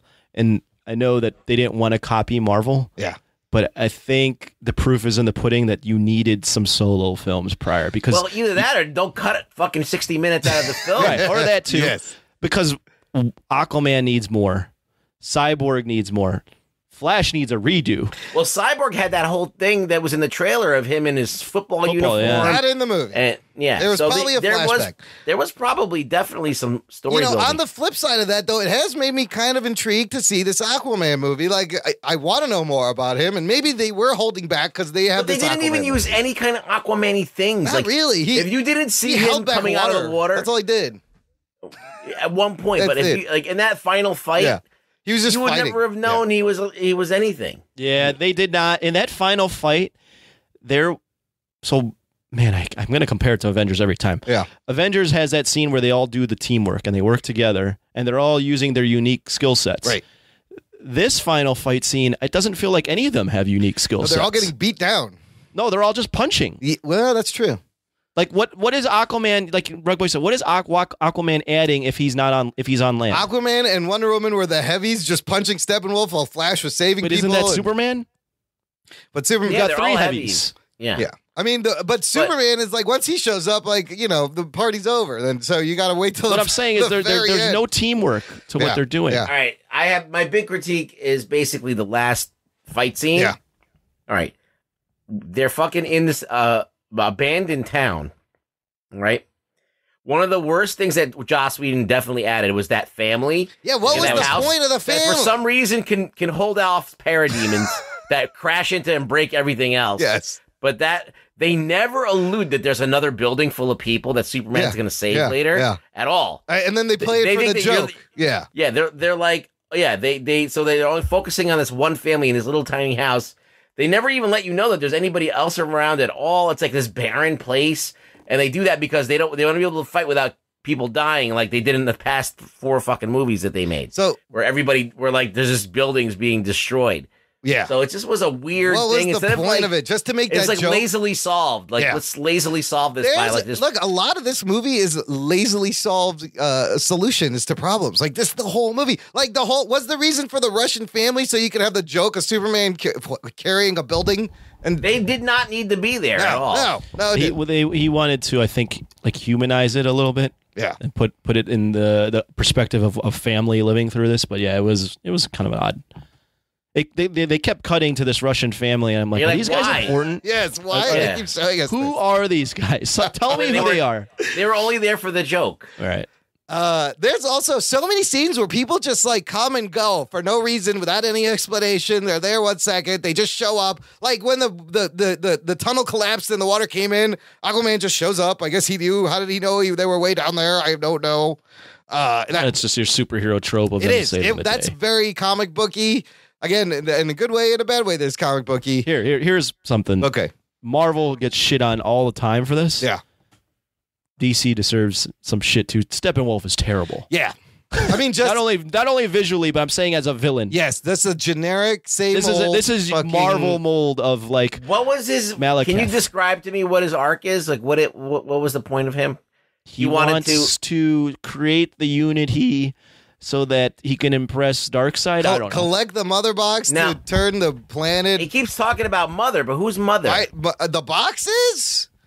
It's Mother Yeah, Boxes. that's what I didn't get. I'm like, is he talking to his Darkseid's mom? The MacGuffin, but he says Darkseid once. And like, again, if you're not a comic book reader, like I don't think you'll appreciate the parademons. Like I thought that was kind of cool, parademons, but they are your faceless. And then They for looked them, all right. They looked all right, but then for them to turn on him because he was afraid was so fucking contrived and forced. And like, see what I liked about Thor Ragnarok, even though that it wasn't executed well, is that there were like a bunch of different bad guys. Mm-hmm.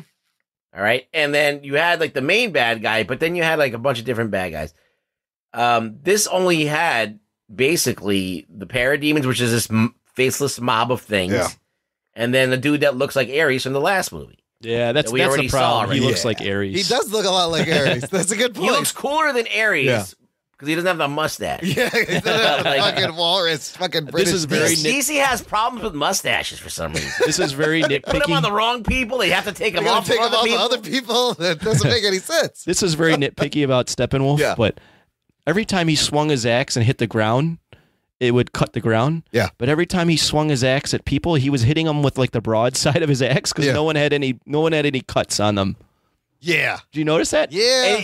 And it's just funny that Superman freezing his axe. That just does it. That's it. By the way, let's not forget that when Superman was back and he was angry, like he fucking punched Batman. Batman should be dead.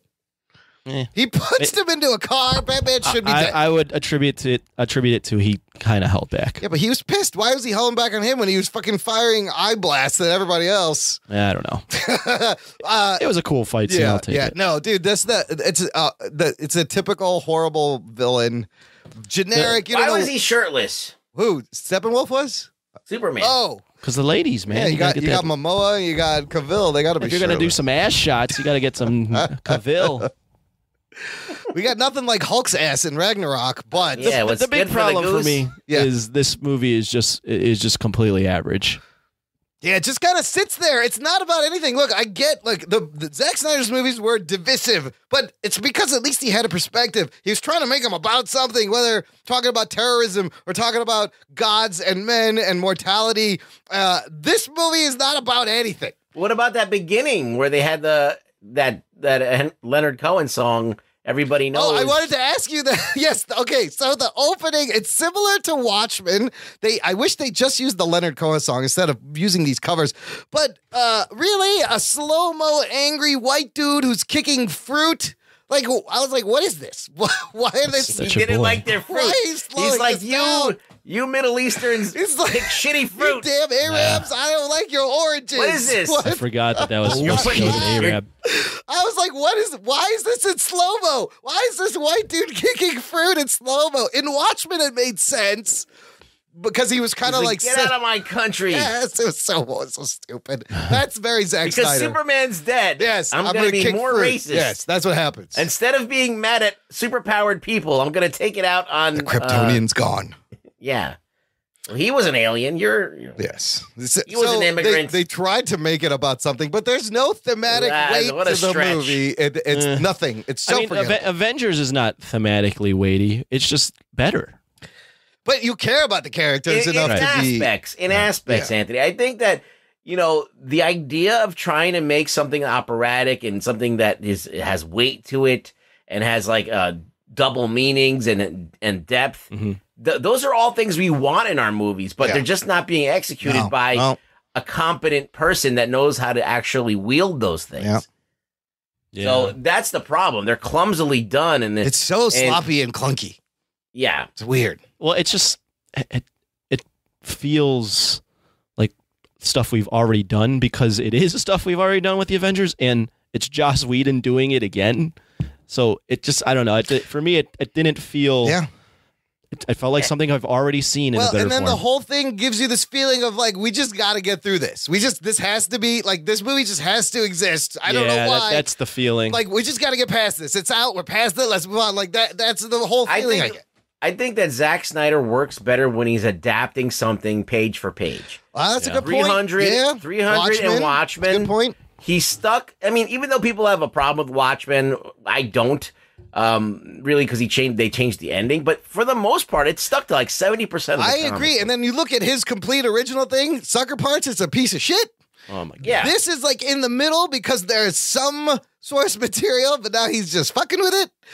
Well, he's not working from something page by page. Like 300, he literally he took Frank Miller's words and just he illustrated that story. Same thing with Watchmen is so panel he's for fine panel. with adapting. He should stick to that. Which is why I think Snyder should do the visuals. You let someone else direct the actors and get some heart and some emotion.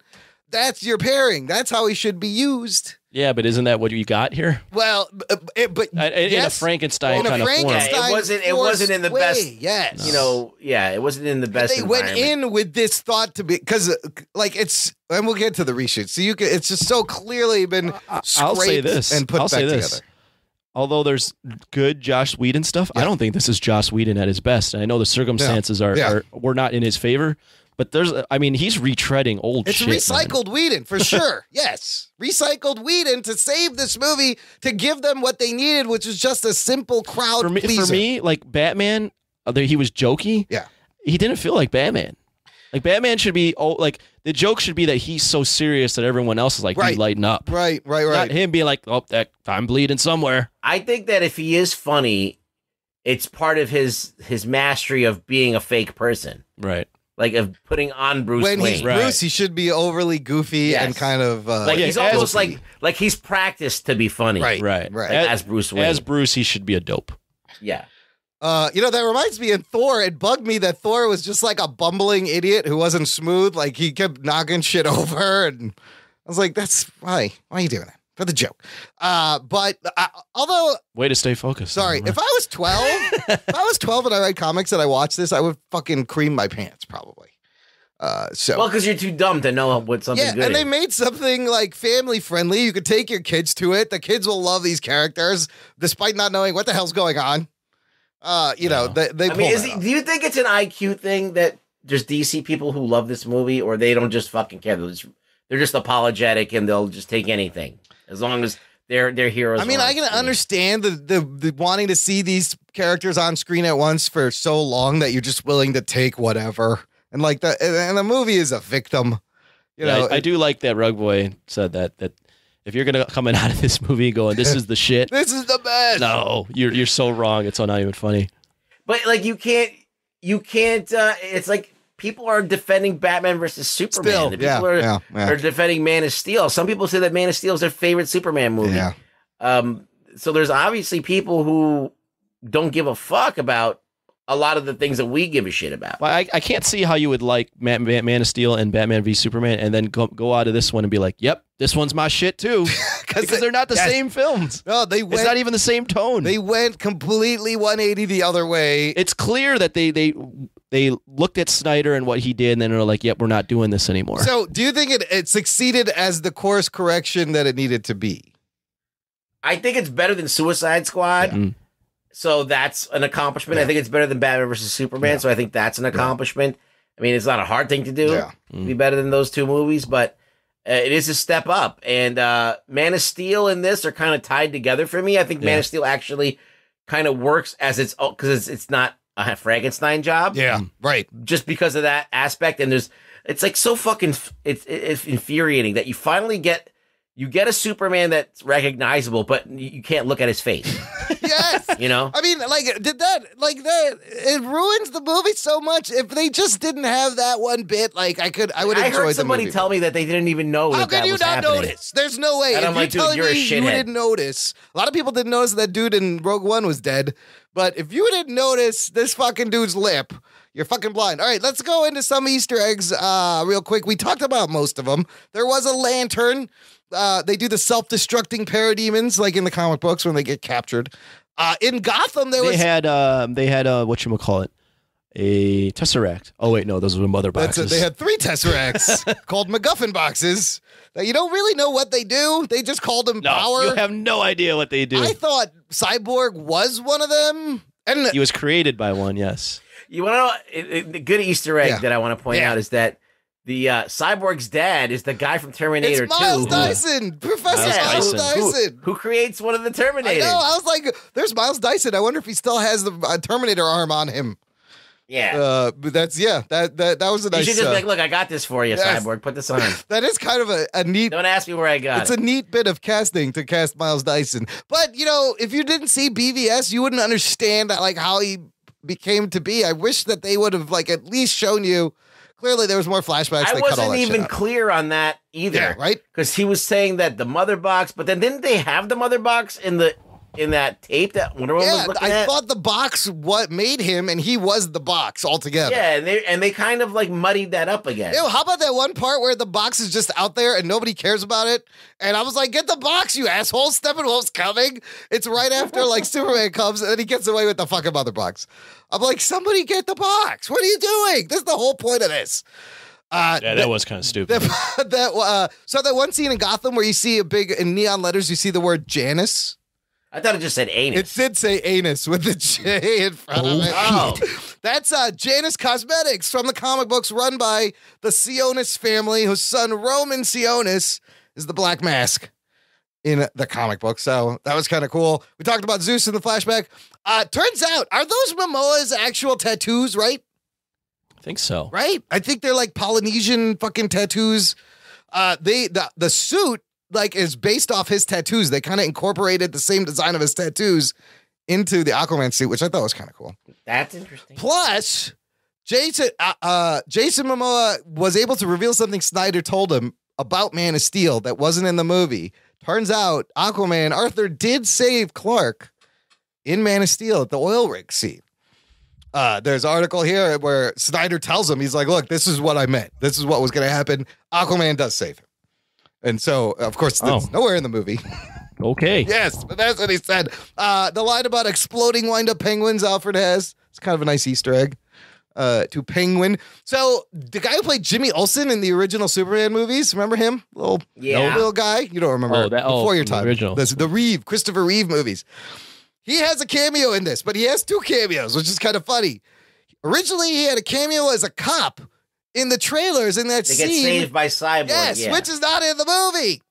So that gets cut out, but he's still in the movie. He was the prison guard Barry talked to when he went to visit his father. Right. That's the original Jimmy Olsen. It's pretty cool. Barry says, real quick throwaway line. He's like, I speak sign language. He's like, actually, gorilla sign language. Doesn't he say gorilla sign language? He does. Is that a Grodd tease? I was like, Geek boner. oh, gorilla sign language. Of course, Batman music. Deathstroke meets Luthor. And I'm sure there's other Easter eggs in that one fucking flashback scene that I kind of want to watch again. Now, you compare that flashback scene to the one in Thor Ragnarok with Valkyrie and Kate Blanchett and Hela. I don't know. I thought the one in Thor was like more beautiful looking. Right.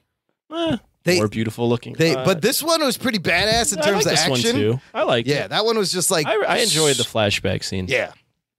Yeah. I enjoyed it because of the depth it added to the film. Would you see this movie again? No. There's no need to see it again. Here's the thing. If you've seen it once, if it's on TV, I'll play it. But do you think there's going to be a super cut with all this shit that's cut out? Well, yeah. We'll see how the theater sales go. Yeah. Now that's going to be interesting. Let me comment real quick though on why I won't see this movie again. Yeah. Even like Thor, I had to see again just because I was like, what the fuck did I just watch? Yeah. I know coming out of this what I watched. I'm just not interested in watching it again. There's no reason to watch this again. Watch it once, you move on. I want to watch it again. I Really? do. I'll be honest with you. Yeah. Okay. I mean, because I feel like I missed a lot of things that because I didn't get, like, as I said, that cyborg shit. I have to re-listen to that conversation. Yeah. And make sure that I don't know. I feel like something was really muddy there, and I wanted to. There was also. Did you guys notice like weird edits and weird voiceovers of characters that were turned from the camera that clearly looked like they were added in post? I was like, who's talking? Who said that? Like, this is weird cut there. Yeah. Okay, so there's this article from Screen Rant that goes in depth, the reshoots, the changes that was made, and explains what Whedon did and what Snyder did. Here's a couple of the quick bullet points. I'll put, listener, for you, if you want to check out all these articles that we're referencing, jockandnerd.com/195. So they said Whedon shot 15 to 20% of the movie. I would argue it's a lot more. I think he changed a lot more of what they're telling us. Like we said earlier, all of Zack Snyder's Superman was clearly reshot. The one scene at the end where he's on the farm, he's talking to Bruce, like his lip was normal there. And there was one other scene. Oh, the scene where he's like, where him and Cyborg fall down and he's like, I wish I was dead again. I think that was the other scene where that was not CGI. Those are the only 2 scenes from what Snyder shot of Superman that were used. Right. Everything else reshot. And like we said, you're going to link this article, right? Yes. And like we deduced, Whedon added the Russian family, no doubt. Whedon changed Wonder Woman's relationship a little bit by amping up like the sexual tension with Bruce and the kind of one-liners back and forth. I didn't like the sexual tension with Bruce. It felt forced. Yeah, I didn't like that. It felt forced. I don't think Wonder Woman needs that. No, she doesn't need to be a romantic fucking. I thought it was a sick burn where he's like, did Steve Trevor think that way? I was like, oh shit, you're getting dirty, Bruce. And then he's like, I'm sorry, I said that. Yeah, but then she fucking pushes him. She fucking pushes him hard. Yes. But yeah, adding the meta awareness, like the opening the scene where she's fighting, that's a lot like Wonder Woman, giving us more of the same. I think that was a lot of Whedon. Here, wait, one more thing. Yeah. I know we're in the reshoots, but it just crossed my mind and I want to say it. Yes. Batman feels really unnecessary for the team. She's the leader. Well, he doesn't have much to add. Well, he's got vehicle. He's got the vehicle, but it always gets destroyed. It doesn't seem like he's the smartest guy in the room. No, because he doesn't have any contingencies or anything going on.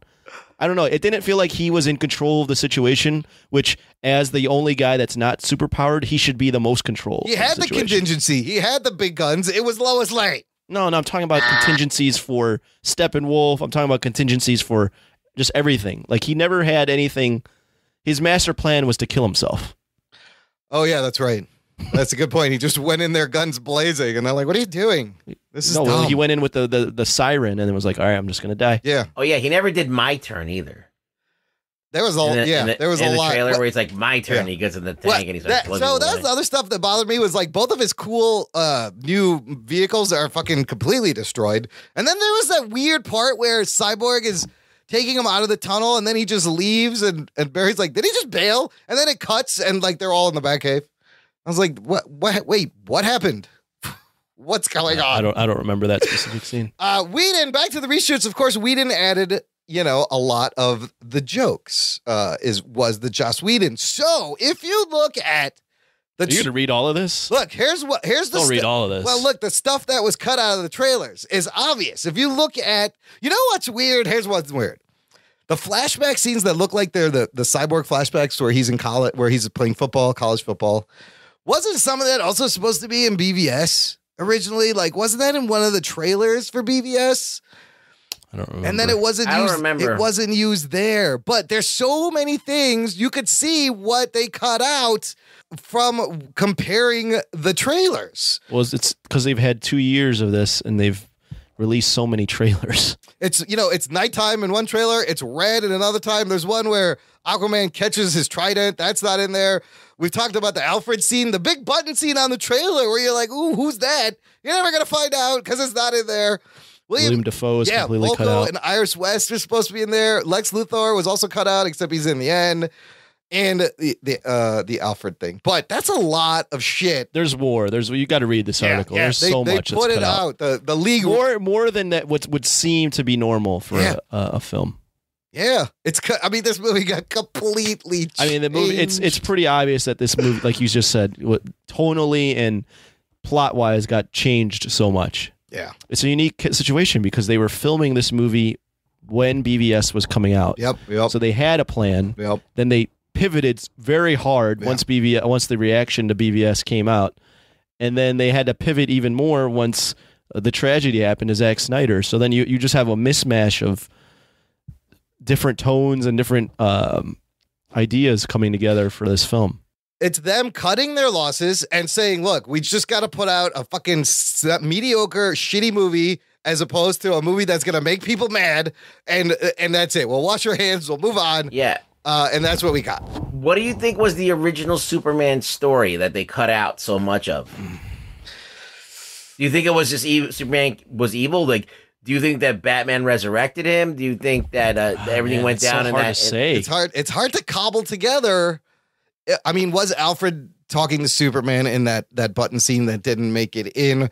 Here's my thought. I don't think he was supposed to be introduced like right in the middle. Like no. The quick theory I have is he comes in, saves the day, because he's Superman, but then he is just a wild card and fucking leaves. Like he's not part of the team. Yes, like he is like emo as fuck. He's changed. He's pissed. He's pissed that humans have killed him. Yes. Or that he died for humanity and no one gives a fuck. Yes. And he's going to save the day, but he is not with the team. Like, do you think that my thoughts were like that they went to, maybe Batman wanted to go dig him up and then he wasn't there. He was already gone. Yeah. Yeah, he was already just fucking long gone. Yeah. And then they have to convince him to come back.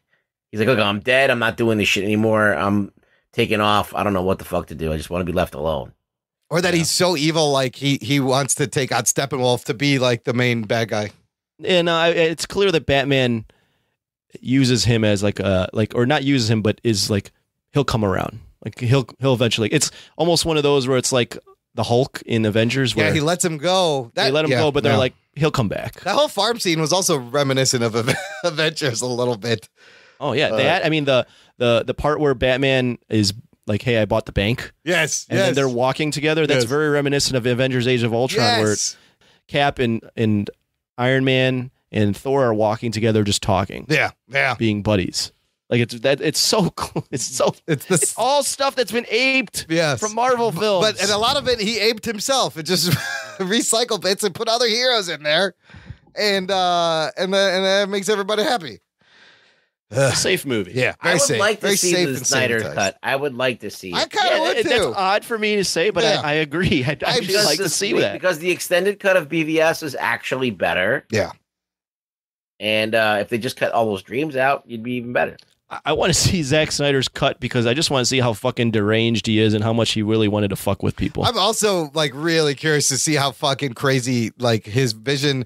Clearly, this was not his vision. His vision he did not clearly get has made. a vision of what he wanted to accomplish. I want to know where he wanted to end it. And how he views Superman, which is not very well. Yes. And I just want to see that train wreck. There was something leading up from the nightmare dream within a dream in BVS. Like he had some kind of idea to lead Bruce to or lead Clark to be evil, and like he not only had this, they just changed. He was also contracted or was supposed to do Justice League Part 2. It was supposed to be a 2-part. Yes. So he had a lot. He had like. Knowing him, he probably had 5.5 to 6 hours of goofy shit that he was going to plan. Ideas, boy. Wow.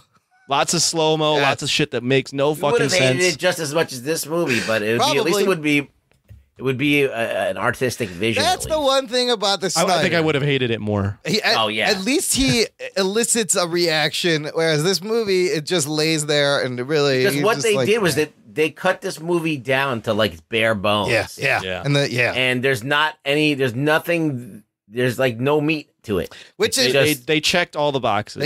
And they just give us a nice, safe movie. And one way, maybe enhances a convoluted plot that was original, but on the other hand, it becomes mindless a little bit and forgettable. You asked the question, where do they go from here, or like, is this kind of the springboard? Yeah. Someone else asked me that, and I was like, maybe.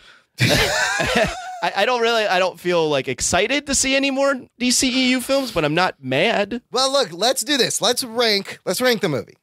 Let's rank it in the DCEU movies. Are we going to give it a score? And we'll give it a score. I love when you give scores, Imran, because they're so terrible. My scores are all wacky, and I'm going to probably fuck this up too. Yeah. Rank it in the DCEU? Yeah. Out of the 5. I would say I would have it like right there with Man of Steel, maybe. I'd 2, 3, maybe 2 or 3. I'd flip flop every day on that. Yeah. Wonder Woman's clearly the best. Yeah. And then a score, I'd go like 5.2. I have to. It's just that movie. I have to redo all my scores. I would go. So for DCEU rank for me, Wonder Woman number 1. Then. Shit, I almost put Man of Steel a little bit higher than this because at least it's about something. It makes you feel something. Well, it is a movie. It's a movie and it's a solo. And I think their solo offerings are way stronger than their team offerings. So it goes like this. Wonder Woman, Man of Steel, Justice League, just above Suicide Squad, and then BVS at the bottom. That's what Which BVS you've also ranked a 7 out of 10. I'm going to change that. I'm going to redo that. Okay, so number-wise, here, I'm redoing my score for BVS. No, I don't want to hear your BVS. Okay. What's their Justice League score? Fuck. I want to say like a 6, 5.5, 6. Yeah, that's fair. Yeah. Rugs. I'm right there with you guys. I'll give it a 6.2. I'll edge it out a little bit. Okay. Because, as I said, I thought it was a thrill to see all these guys up on screen. I really did enjoy the tone of the movie because it took it seriously, but it had enough comic relief where, like, I mean, it started to get annoying with Flash a little bit, but like for the most part, the comic relief was okay. It wasn't too much. It was just enough to like lighten the mood a little bit and then keep things going. So the tone was great, and I enjoyed that. I enjoyed seeing everybody up on screen. I did think there was a couple of decent scenes that were entertaining. It was a short movie. It moved really quick, so it didn't have time for me to check my watch or get bored. I thought it didn't drag. It didn't. Yeah. So, and I never was like, "What the fuck am I watching?" Like, I knew exactly what the story was going to unfold almost to a fault. Yeah, it was like, it was like it was very bare bones. Yeah. There's not a lot to hate in this movie as far as like things. Just that Superman. If that Superman lip thing wasn't happening, it would I'd probably even bump it up to like a 6.5 or almost a 7. I agree. That unnecessarily bogs because the movie it makes down. you notice that there's shenanigans going on. Yep, and they can't. I actually think this movie, if it would have come out before Marvel got big and hot, I think it plenty of people who have been very satisfied. You know what's with funny this. about you saying that? It reminds me of like the early Marvel movies where they were still kind of figuring out what they were doing a little bit. Like the early shittier movies, like you said, like Thor, Dark World. It feels like, to me, if I had to compare it to an early superhero film, it feels like an X-Men 2. Where everyone's like, man, X-Men 2, this is the shit, man. This movie's awesome. And then you look back on it and you're like, man, this movie didn't age very well. I still think X-Men 2 will be better than this movie. I don't know. I got to watch that again. Script-wise, yeah, it's better. It's a great story. Script-wise, it's better. I got to watch that again. You got to watch X-Men 2 again, man. It's not. It ain't that good. Jeez. It ain't that good. Good stuff. Okay, everyone gave their score. It just amounts to this is like a very expensive straight to DVD movie, B movie. That's what it is. That's what I think it is. Yeah, it's just weird that this is the movie. This is the Justice League movie. Yes, it's very strange because it's like, okay, like they're all fighting a guy with horns and an axe. Yeah, and that's it. That's the big bad. And all they got to do is take 3 boxes and put them together, and everything's fine. You got to pull the boxes apart. There wasn't even any kind of like weird thing that has to happen. There wasn't any kind of like huge hurdle for them to overcome. There's no like twist, but that's the other problem. But even the pulling the boxes apart, yes, is it's Avengers. It's Black Widow taking the spear and closing the port. Yeah, it's the same. It's just the same random thing. Yeah. Just not as like earned or I don't know. No, it's just the same thing. It is the same thing. We saw the same film. Really have seen all of these things before, but it's such a weird movie because of everything that leading up to it and the situation around it. Sure. Like you can't not watch this in a bubble. Like if you watch this in a bubble, you didn't know any of these things, you'd really enjoy it. It'd be entertaining.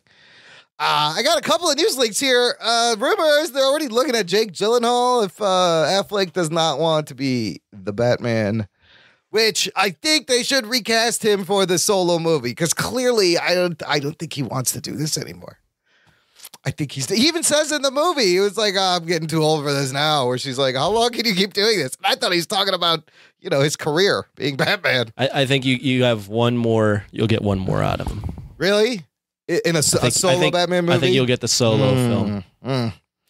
Then recast him? I don't know. Well, that's why they got Flashpoint, man. Well, okay, so let's talk about here real quick. Here's what's next for the DCEU. Here are the movies that have actual release dates that are allegedly in production, all right?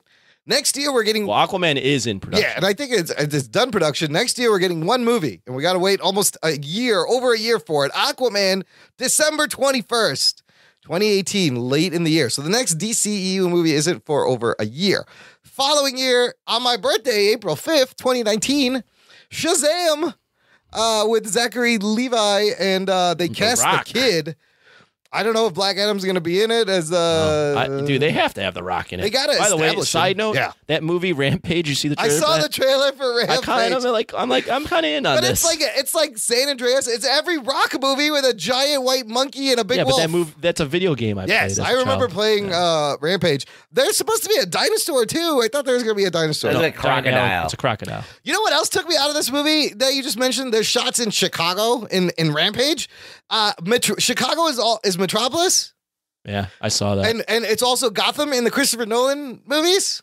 They love Chicago. It's kind of cool, but it's hard to look at it as Metropolis. So I'm like, oh, it's Chicago because they got the vagina building very evident in the background.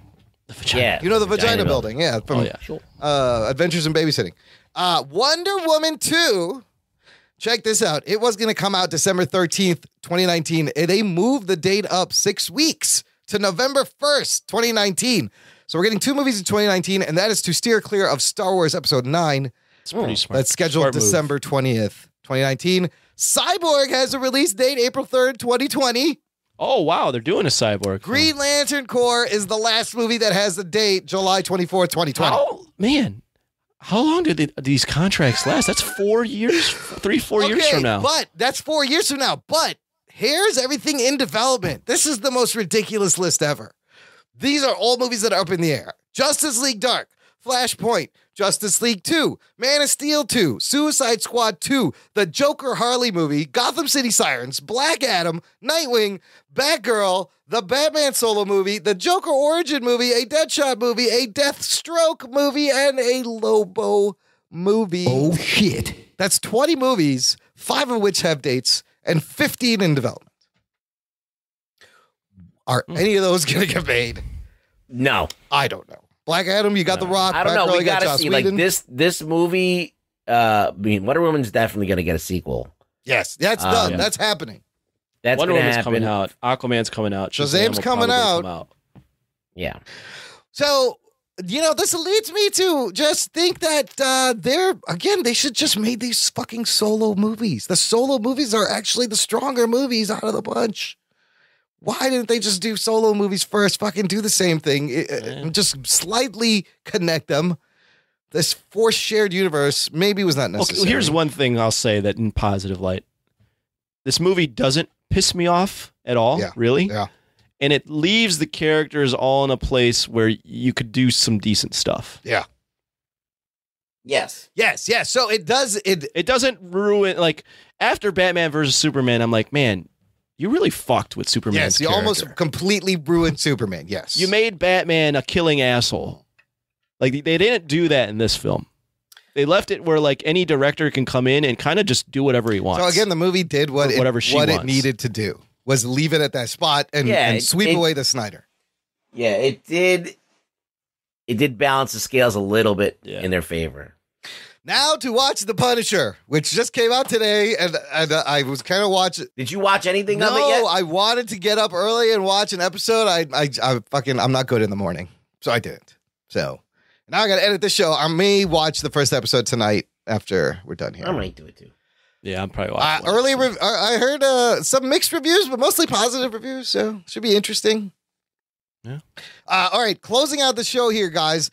I got some feedback from our listeners. From the Facebook group, a couple of reactions of Justice League from some of our favorite listeners. Wes Cranford, the Yank from Down Under, he says, okay, just saw Justice League, and you know what?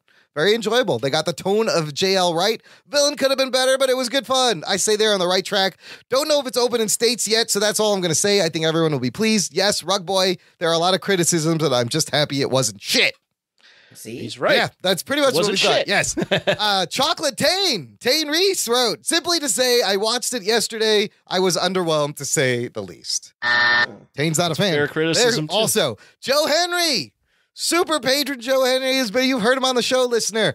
He posted, I just saw Justice League and I really enjoyed it. The critics are almost always wrong when it comes to superhero movies. My only minor complaint is Aquaman. Steppenwolf's characterization needed a little bit more development.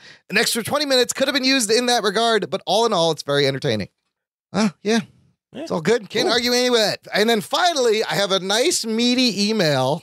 Holy shit. From our listener and Patreon supporter, Bosco Gabriel Bosco.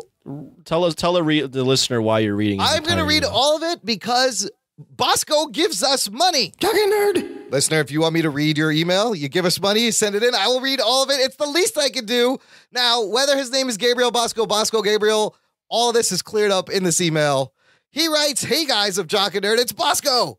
Hadn't gotten to listen in a while, but finally caught up, and it was so awesome getting a shout out from you guys. I really love your podcast from Imrod's Craziness. Nice. Imrod, that's a good one. Imrod's Craziness to Anthony's laxness, and even Rug Boy's sometimes crude opinion. Jocktastic. I wanted to clarify, my name is Gabriel Bosco, but freshman year of high school, on the soccer team, there were 2 upperclassmen named Gabe on the team already, so they called me Bosco, and it's stuck ever since. Luckily, the late adoption of the name Bosco allowed me to bypass any of the childish teasing you all thought I may have had to endure growing up, and instead, it's actually a very helpful name to be able to use when I'm freestyling, rapping with my friends. He freestyles. Shockingly, though, and this one catches a lot of people, despite sharing the name of the original chocolate syrup, there's no relation there. And to top it off, I don't even like chocolate. Oh, shit. Hey, Bosco, I don't like chocolate either. Fuck you guys. Whoa. Chocolate is the best. You guys are... Chocolate sucks dick. I disagree. I will fucking fuck a chocolate cupcake like it's nobody's business. Yeah, I'll eat me some chocolate. That is why you're in the shape you're in there, Imran. Yes, round and cuddly. That's why I have no teeth. That's Chocolate ass. I tap that chocolate ass. Anyways, I've been listening for a couple months now, and I'm proud to finally be a Patreon supporter. Thank you, Bosco. I always have something that I want to write and discuss with you guys, because for the most part, I tend to agree with your thoughts and have little things to add here and there.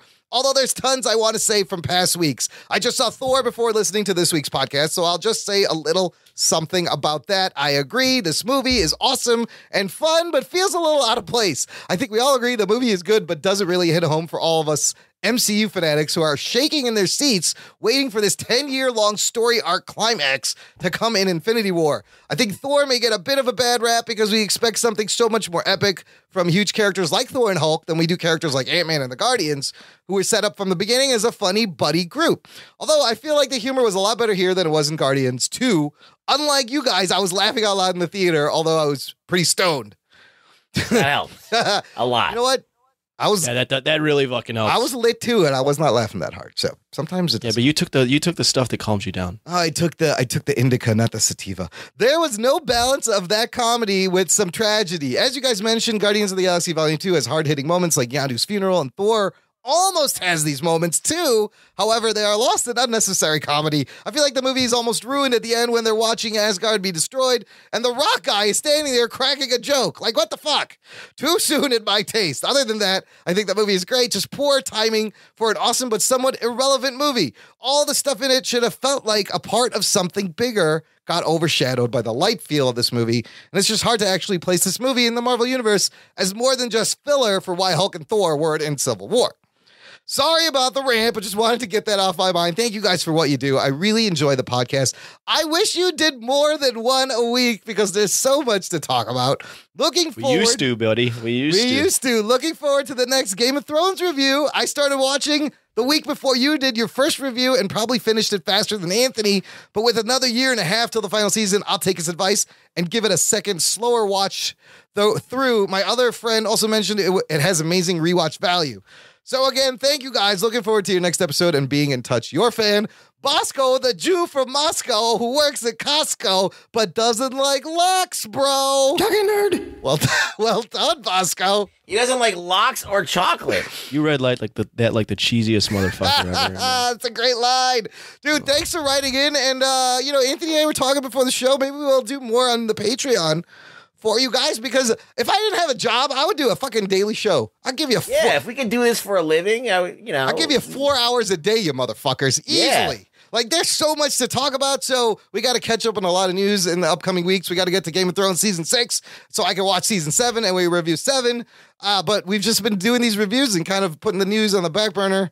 I can't wait. We got more reviews coming, so subscribe. Punisher's out. Like I said, we'll do Star Wars. There's lots of shit. Oh, yeah, Star Wars. What's the ETA for Punisher to be finished being watched? Look, next week. 2-3 weeks. Yeah, take a couple weeks, because we got Thanksgiving next week. Everyone's schedules are weird. It's going to take a while. So it won't be our next show. I think we'll do Game of Thrones, but following that, probably the Punisher review. So I'm excited to watch it. I'm just going to binge the fuck out of it.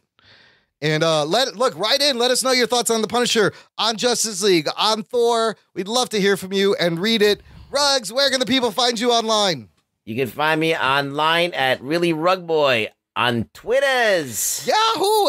And then I'm on a couple other shows. Listener, if you're new and you have not heard me mention this in past shows, whore. I'm going to whore myself out. Check out Trivia Geeks Live, very fun game show I host, and Sketching Comedy, where we're talking about artists and comics while we're drawing. Wow, I should do a driving podcast live. That would be great. And no, don't do that. Very dangerous. Sketching Comedy, Trivia Geeks Live, links in the show notes. Thanks for listening. Subscribe, and of course, tell a friend. Spread the word. Very quietly whisper to your buddy. Word of mouth is the best way to spread the geekery, listener. But we appreciate you listening each and every week to the Jock and Nerd Podcast. My name is Imran. My name's Anthony. He's the Jock. He's the nerd. We'll catch you next time. Whoa, this is long. Is it round also? Wide? Is it brown? It's brown and long. What is this? Not Imran's penis. The end of it is sticky, but it's smooth on one side. Why is it two colors? It looks like a hairy snack nut.